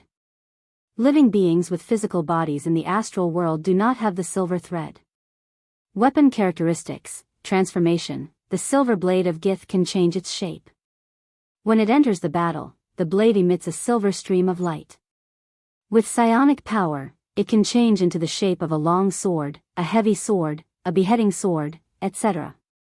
There are certain limitations to this form change. At most, it can only change a part of its form. A rank 3 extraordinary weapon. But in terms of weapon lethality, the silver blade of Gith was definitely a legendary level equipment. Its attack power and armor-piercing ability were not as good as the legendary curved sword Icing Death, but the Gith silver blade had quite a lot of characteristics, and it also had the characteristics of cutting the silver line in the astral world and beheading attacks. This weapon was much stronger than Soren's Scimitar +1. Since Soren had the talent, greater dual wielding, it was only natural that he needed to wield two weapons in order to maximize his combat prowess. With his omnipotent hands, he did not suffer too much punishment when using the Gith silver blade. On the contrary, he seemed to be quite proficient in it. Boom! The sound of a violent explosion came from afar.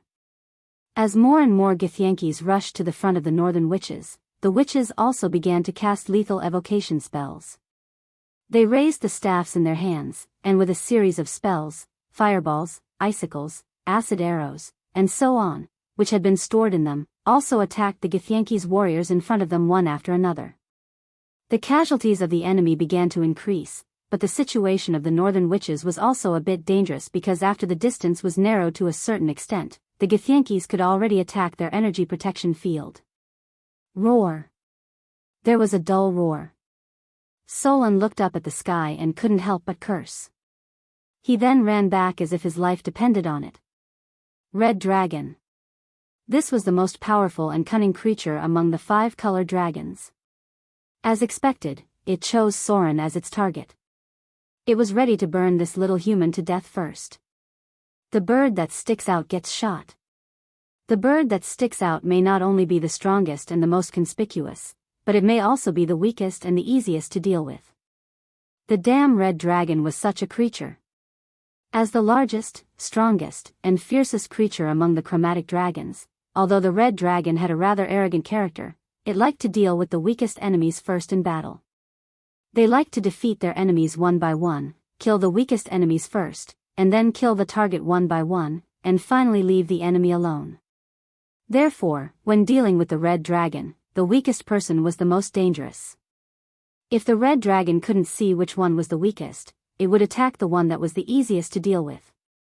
All of the northern witches present were high-grade northern witches, so Sauron was undoubtedly the weakest and the easiest to deal with. Therefore, the red dragon locked on to him as its first target. Its huge body swooped down, but it did not directly attack Soren with its claws. Instead, it took a deep breath in the air, and then opened its mouth to spit out a scorching dragon's breath. Evade sight. Shadow jump. Soren's figure suddenly disappeared. He could barely tank the white dragon's breath, but he definitely wouldn't dare to tank the red dragon's breath. This was because the red dragon's breath was the most powerful among the chromatic dragons. If one didn't have any constitution or fire resistance, the red dragon's breath could deal about 120 fire damage. Under normal circumstances, a level 1 warrior's HP was about 15, which meant that the place where it breathed would be directly cleared out like a plow. This was also why the red dragon had appeared the most in epics and legends since ancient times, and also the reason why it represented the most danger. The surging heat wave chased after him. Soren had no choice but to use shadow jump, and then appeared behind an earth elemental in front of him.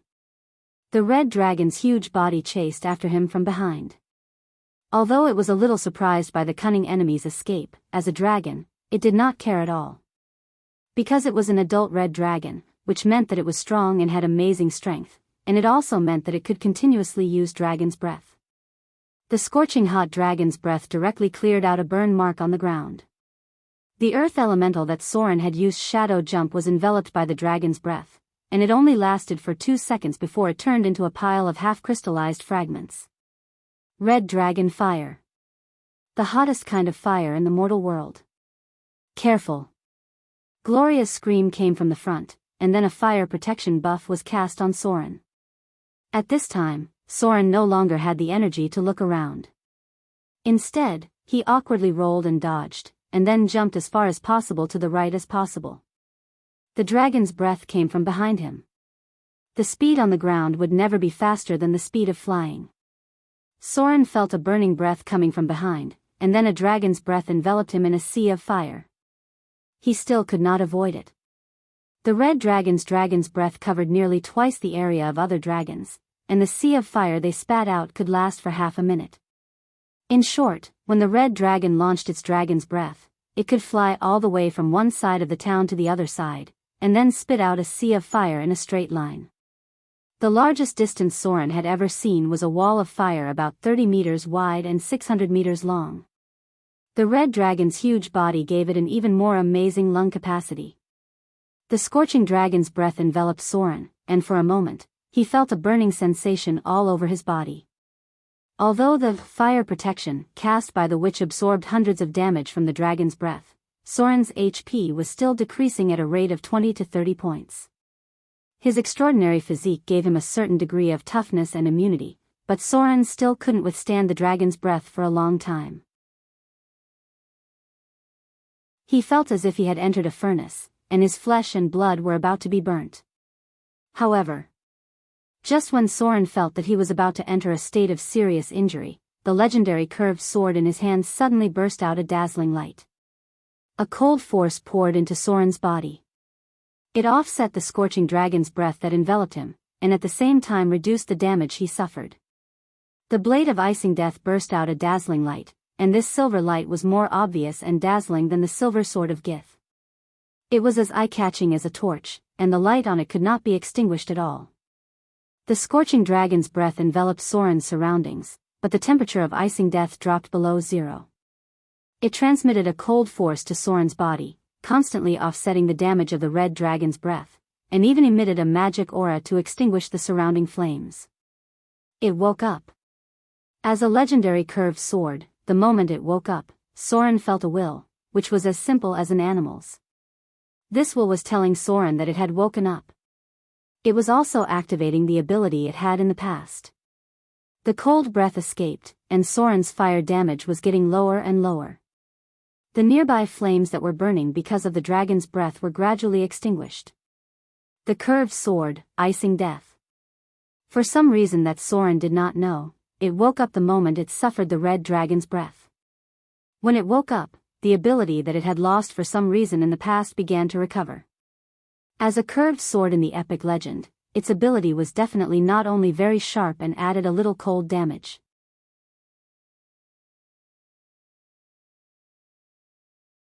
Chapter 318. The huge body of the red dragon roared through the air. The overconfident character of the red dragon did not even check whether Soren was dead or not.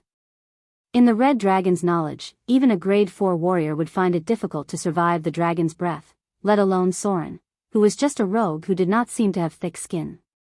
Rogues were the weakest melee professions. Even if they advanced into the realm of legends, they would still be in a state of near death from the Red Dragon's dragon breath. Soren's injury was actually not that serious. The scorching dragon breath reduced his HP by more than 1/3 and brought him hundreds of damage. However, when the dazzling light appeared on the curved sword icing death, the damage he suffered began to be greatly reduced. The curved sword had once helped a powerful legendary figure fight against the Baler. As a higher demon in the bottomless abyss, any creature that approached it would be fatally burned. Therefore, in other words, the burning damage of the Baler's flames was not much worse than the dragon breath of the Red Dragon. It could resist the flames of the Baler's body, and naturally, it could also resist the dragon breath of the Red Dragon. Soren's figure stood in the fire. The raging flames were burning around him, but the speed of his HP reduction had slowed down to single digits. This level of fire damage was not fatal. At least it gave him the ability to resist the dragon breath once or twice. He would not be in a state of near death from the dragon breath. However, the injuries on his body were still very troublesome. Soren glanced at the red dragon that circled in the air and came back again. There was a cold light in his eyes, as well as a strong murderous intent. Level up the profession of shadow dancer. For so long, Soren had been restraining his desire to level up his profession in order to have the ability to turn the tables when necessary. He knew very well that he was best at the fighting style of a rogue. As a wizard, he was simply an unqualified dabbler. Therefore, even if he had the slaughter EXP to level up his wizard profession, Soren still stored it there. This was because if Soren encountered a battle that was beyond his capabilities, 1 or 2 wizard levels would be useless. On the contrary, 1 or 2 rogue levels would greatly increase Soren's combat prowess. Wizards really needed to accumulate experience. It would take at least 20 years for a native wizard to take shape. Soren had only been a part-time wizard for less than 3 months. In 3 months, he had walked the path that other magi had taken 3 years to complete. However, he was not a god, after all. There was no way he could complete the 30-year journey of other adepts in 3 months. Even if he had a relatively high sorcerer rank, it still wouldn't work. A row of data appeared before his eyes. The shadow dancer profession has been upgraded to level 4. Received 31, DX 25 plus, INT 21 to 10, *0. 5. Skill points, HP increased by 14, profession HP 8 plus, con 22 to 10, *0. 5. Mastered the shadow dancer's innate ability, Shadow Leap. Promoted to a class 4 professional. Obtained an additional specialty point. The shadow dancer profession has been upgraded to level 5.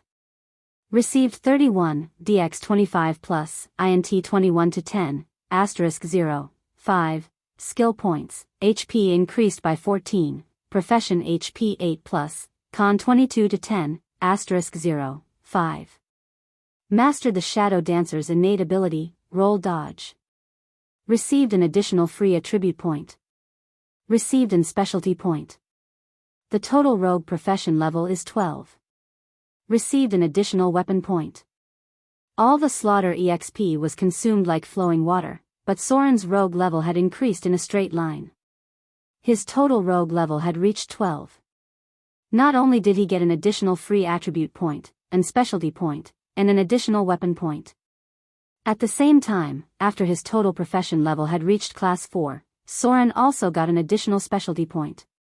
Therefore, after he had consecutively upgraded 2 profession levels, his strength could be said to have increased explosively. Choose the ability, Danger Sense. Soren's figure flew out of the sea of fire.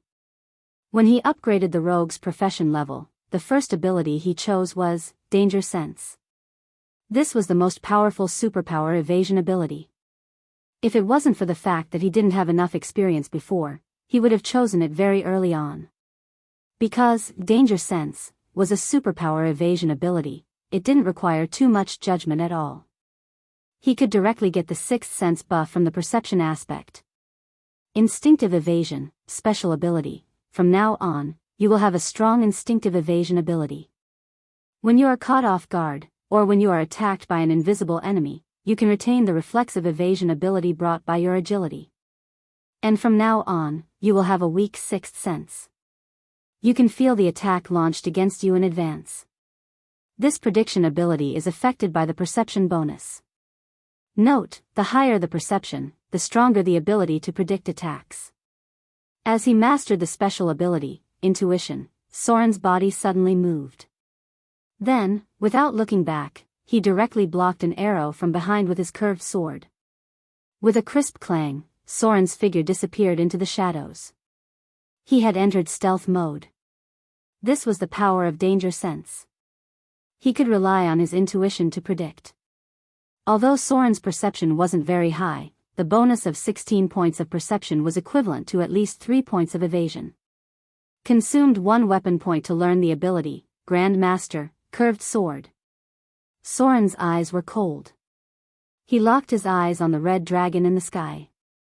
At the same time, he was completely invisible and followed the red dragon's flight path. He was waiting for the red dragon to land because the dragon's breath couldn't be sustained for a long time. When the first round of dragon's breath was over, the red dragon would try to dive down to attack the enemy.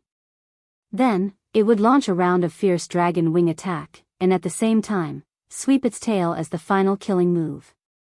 It wasn't the first time Soren dealt with dragons. Their biological habits were very similar. As long as someone attracted their attention, Soren could find a chance to sneak attack the opponent. But before that, he still needed to improve his lethality. The ability, Danger Sense, had greatly increased his survivability, so the next thing he needed to improve was his combat ability. Soren was ready to get his first legendary combat ability at this moment. Consumed 1 weapon point to learn the ability, Legendary, Curved Sword. As the last weapon point was consumed, the legendary curved sword in Soren's hand, Icing Death, seemed to have sensed something and made a cheerful sound. It was like the pleasant sound of the blade being flicked.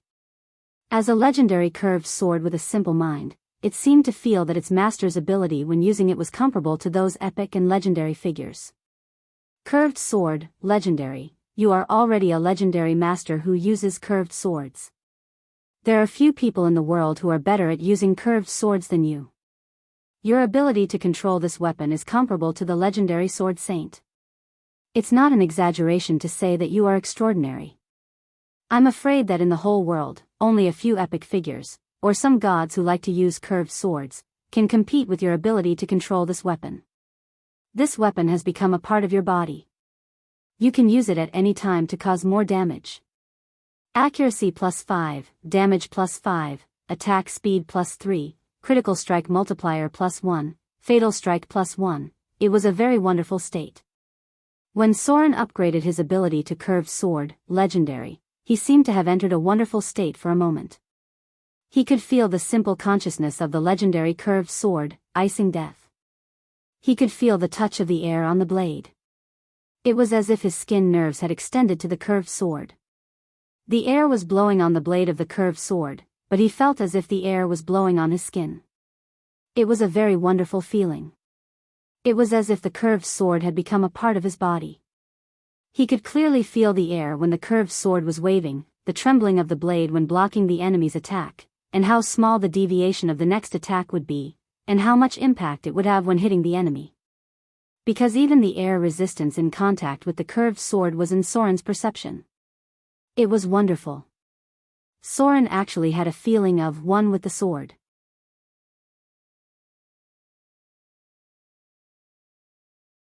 Chapter 319. The figure of the red dragon roared past. When a round of dragon's breath was over, its huge body began to dive down. The northern witches began to aim spells at the red dragon in the sky, but there were few spells that could cause fatal damage to it. Adult red dragons had strong resistance to spells. Basically, spells below level 3 had little effect on them.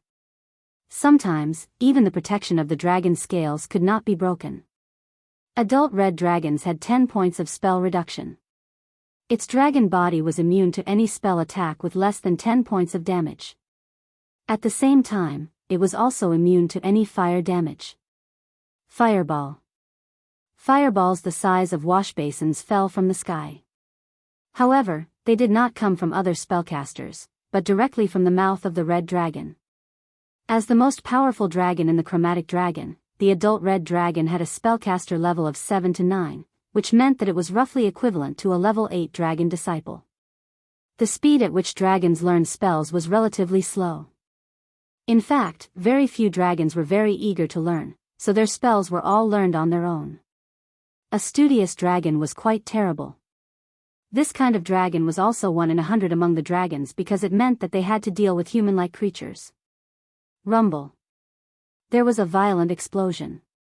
The first wave of dragon breath had yet to break the defensive formation of the northern witches, but the second wave of fireball spells had forcefully cleared out the monsters summoned by the northern witches. Dragon spells. Although there were not as many types as wizards, the number of times it was used was not small at all. The red dragon did not use those low-grade control spells, because it was basically impossible to threaten the high-grade northern witches. All the spells it used were area of effect spells, the purpose of which was to clean up the summoned creatures. It was very cunning and knew how to use tactics. It even knew how to choose weak enemies to attack. So when it found a chance to attack the northern witches' formation after cleaning up the summoned monsters, the red dragon immediately flapped its huge dragon wings and swooped down. Dragon Wing Strike. No spell was better than the power of the dragon itself. The adult red dragon's strength was the highest among all the dragons. It could reach 33 points of strength without any extra bloodline talent. This power was enough to flatten most of the creatures in the material plane. Therefore, as long as a person was hit by the dragon's wings, most of them would die on the spot, have their bodies broken, or be knocked unconscious. The northern witches were no different. That was why the northern witches had all activated the teleportation spells they had prepared when they sensed the crimson dragon diving down from the sky, as well as the dragon's wing strike that followed closely behind. Bang! The Earth Elemental Elder was sent flying nearly 30 meters away. They were both legendary creatures, but the Elder Earth Elemental was like a child in front of the Crimson Dragon. The Crimson Dragon completely crushed the Elder Earth Elemental in both size and power. The dragon wing attack stunned the Elder Earth Elemental, and cracks appeared on half of its body. The other summoned creatures nearby were all sent flying. It was as if the area was cleared by the red dragon. Even the berserk mad demon's spine had been broken by the dragon's wings. Now, half of his body was twisted and struggling on the ground.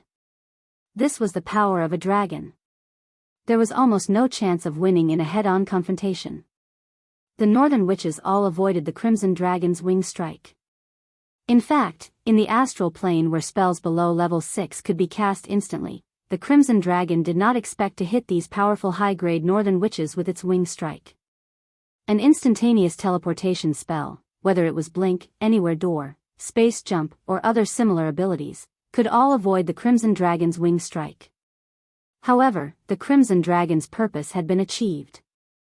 After the northern witches launched teleportation spells to avoid the dragon's wing strike, their formation was completely broken. How could they maintain their formation after teleportation? The dragon's wing strike directly knocked away the summoned creatures within 30 meters, and the violent impact cleared other creatures within 50 meters.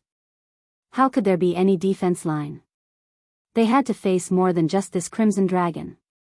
Therefore, when the summoned creatures summoned by the northern witches to block the enemy's approach and also used as cannon fodder to block spells were all sent flying by the red dragon, the psionic warlocks of the Githyankis seized the opportunity.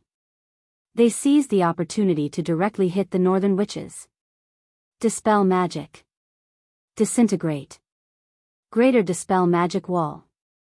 The spellcasting ability of the psionic warlocks was not as good as these professional northern witches. In fact, any spellcasting class was not as good as professional wizards. However, when these psionic warlocks were obsessed with using spells to remove the energy protection field of the northern witches, the situation of the battle began to gradually change. First of all, the protective field of a northern witch was completely broken, and then a psionic warrior rushed in front of her, waving the silver sword of Githyanki's and slashing directly at her. Then there was the protective energy field triggered by accident, as well as the protective spells triggered by the items on her body. Dispel magic. Disintegrate. The second round of spell attacks came, and the psionic warrior who rushed over was killed by a spell, but the last protective field of the northern witch was also broken. Then a distorted figure emerged, and a Githyanki's appeared near her, then waved a silver sword and stabbed into her body from the back. After exhausting all the protective spells, the northern witch in front of her was as fragile as a straw. In an instant, her heart was pierced by the enemy, and her neck was broken at the same time. Without protection, the wizards were harvested one by one. The dead northern witch gradually dissipated, and her body was restored to spiritual energy and disappeared. As for whether her body would wake up or not, it was a hard thing to say. Because when the soul projection died, one must go through a mandatory test of fortitude, will, and spirit. If one failed, one's strength may be reduced, and the body left behind may directly become a corpse. If one encountered an enemy in the astral plane who knew how to attack the soul, the possibility of the body becoming a corpse was as high as 90%. That was why Soren did not like to come to the astral plane. Because it was too dangerous. The first death of the northern witch made the Githyanki's excited because they knew that the seemingly powerful senior witches in front of them were not invincible. The battle was still going on. However, others could no longer see Soren's figure because he had put all his skill points into sneak, and then his whole person completely entered the state of stealth. As long as no one cast detect stealth near him, then basically no one could rely on the detection ability to find Soren's trace. He was waiting for an opportunity. Not only was he waiting for the dragon to launch an attack, but he was also waiting for the witches to further consume the dragon's vitality. There were few spells that could kill a dragon in an instant. Even legendary spells were difficult to break through the adult dragon's top-level fortitude, but this did not mean that spells could not hurt it. In fact, when the red dragon flew over from the sky, it was already in a state of minor injury. The flapping of its wings destroyed the formation of the summoned creatures and killed all the low-level summoned creatures. Only the higher-level elemental creatures remained nearby. The red dragon was not in a hurry to deal with the witches because it knew that the witches were quite dangerous. If it was too impulsive, legendary spells would be waiting for it. The cunning red dragon did not like to use its life to resist legendary spells. Dragon Tail Sweep. The red dragon was cleaning up the nearby elementals. These summoned elementals were not its opponents, but killing them could greatly increase the pressure on the northern witches because the Githyanki's could already attack them. Soren's figure was approaching little by little.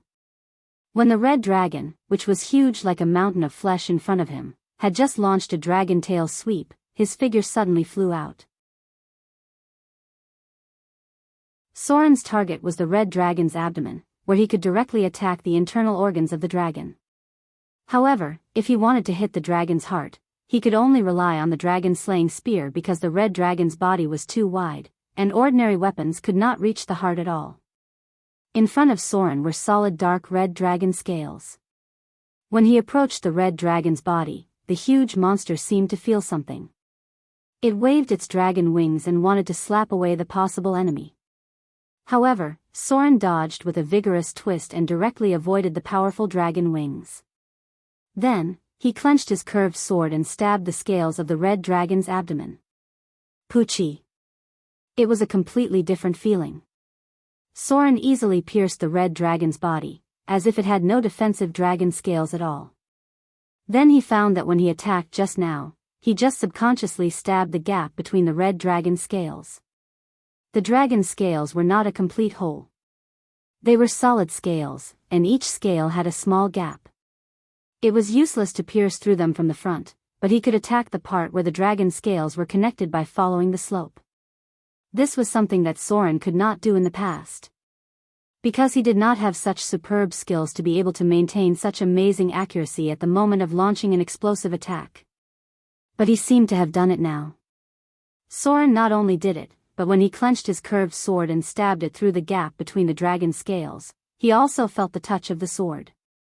He broke through the tough dragon skin and pierced into the muscle layer of the red dragon. After piercing through the muscle layer, the curved sword he clenched seemed to have become his fingers. The touch from the blade let him know that it was close to the muscle ligament. A living creature's body was made up of pieces of muscle. Muscle also had a strong defensive ability, but at the place where each piece of muscle was connected, its defensive ability was quite weak. Butcher Ding dissects an ox. This was the only analogy that Soren could think of. Butcher Ding was most familiar with cows, but Soren was most familiar with his sword. Curved sword, legendary, critical strike multiplier +1, critical strike +1. You're tuning into the Dreamy Love Stories YouTube channel. Don't forget to subscribe and join us on this journey to catch the most captivating stories.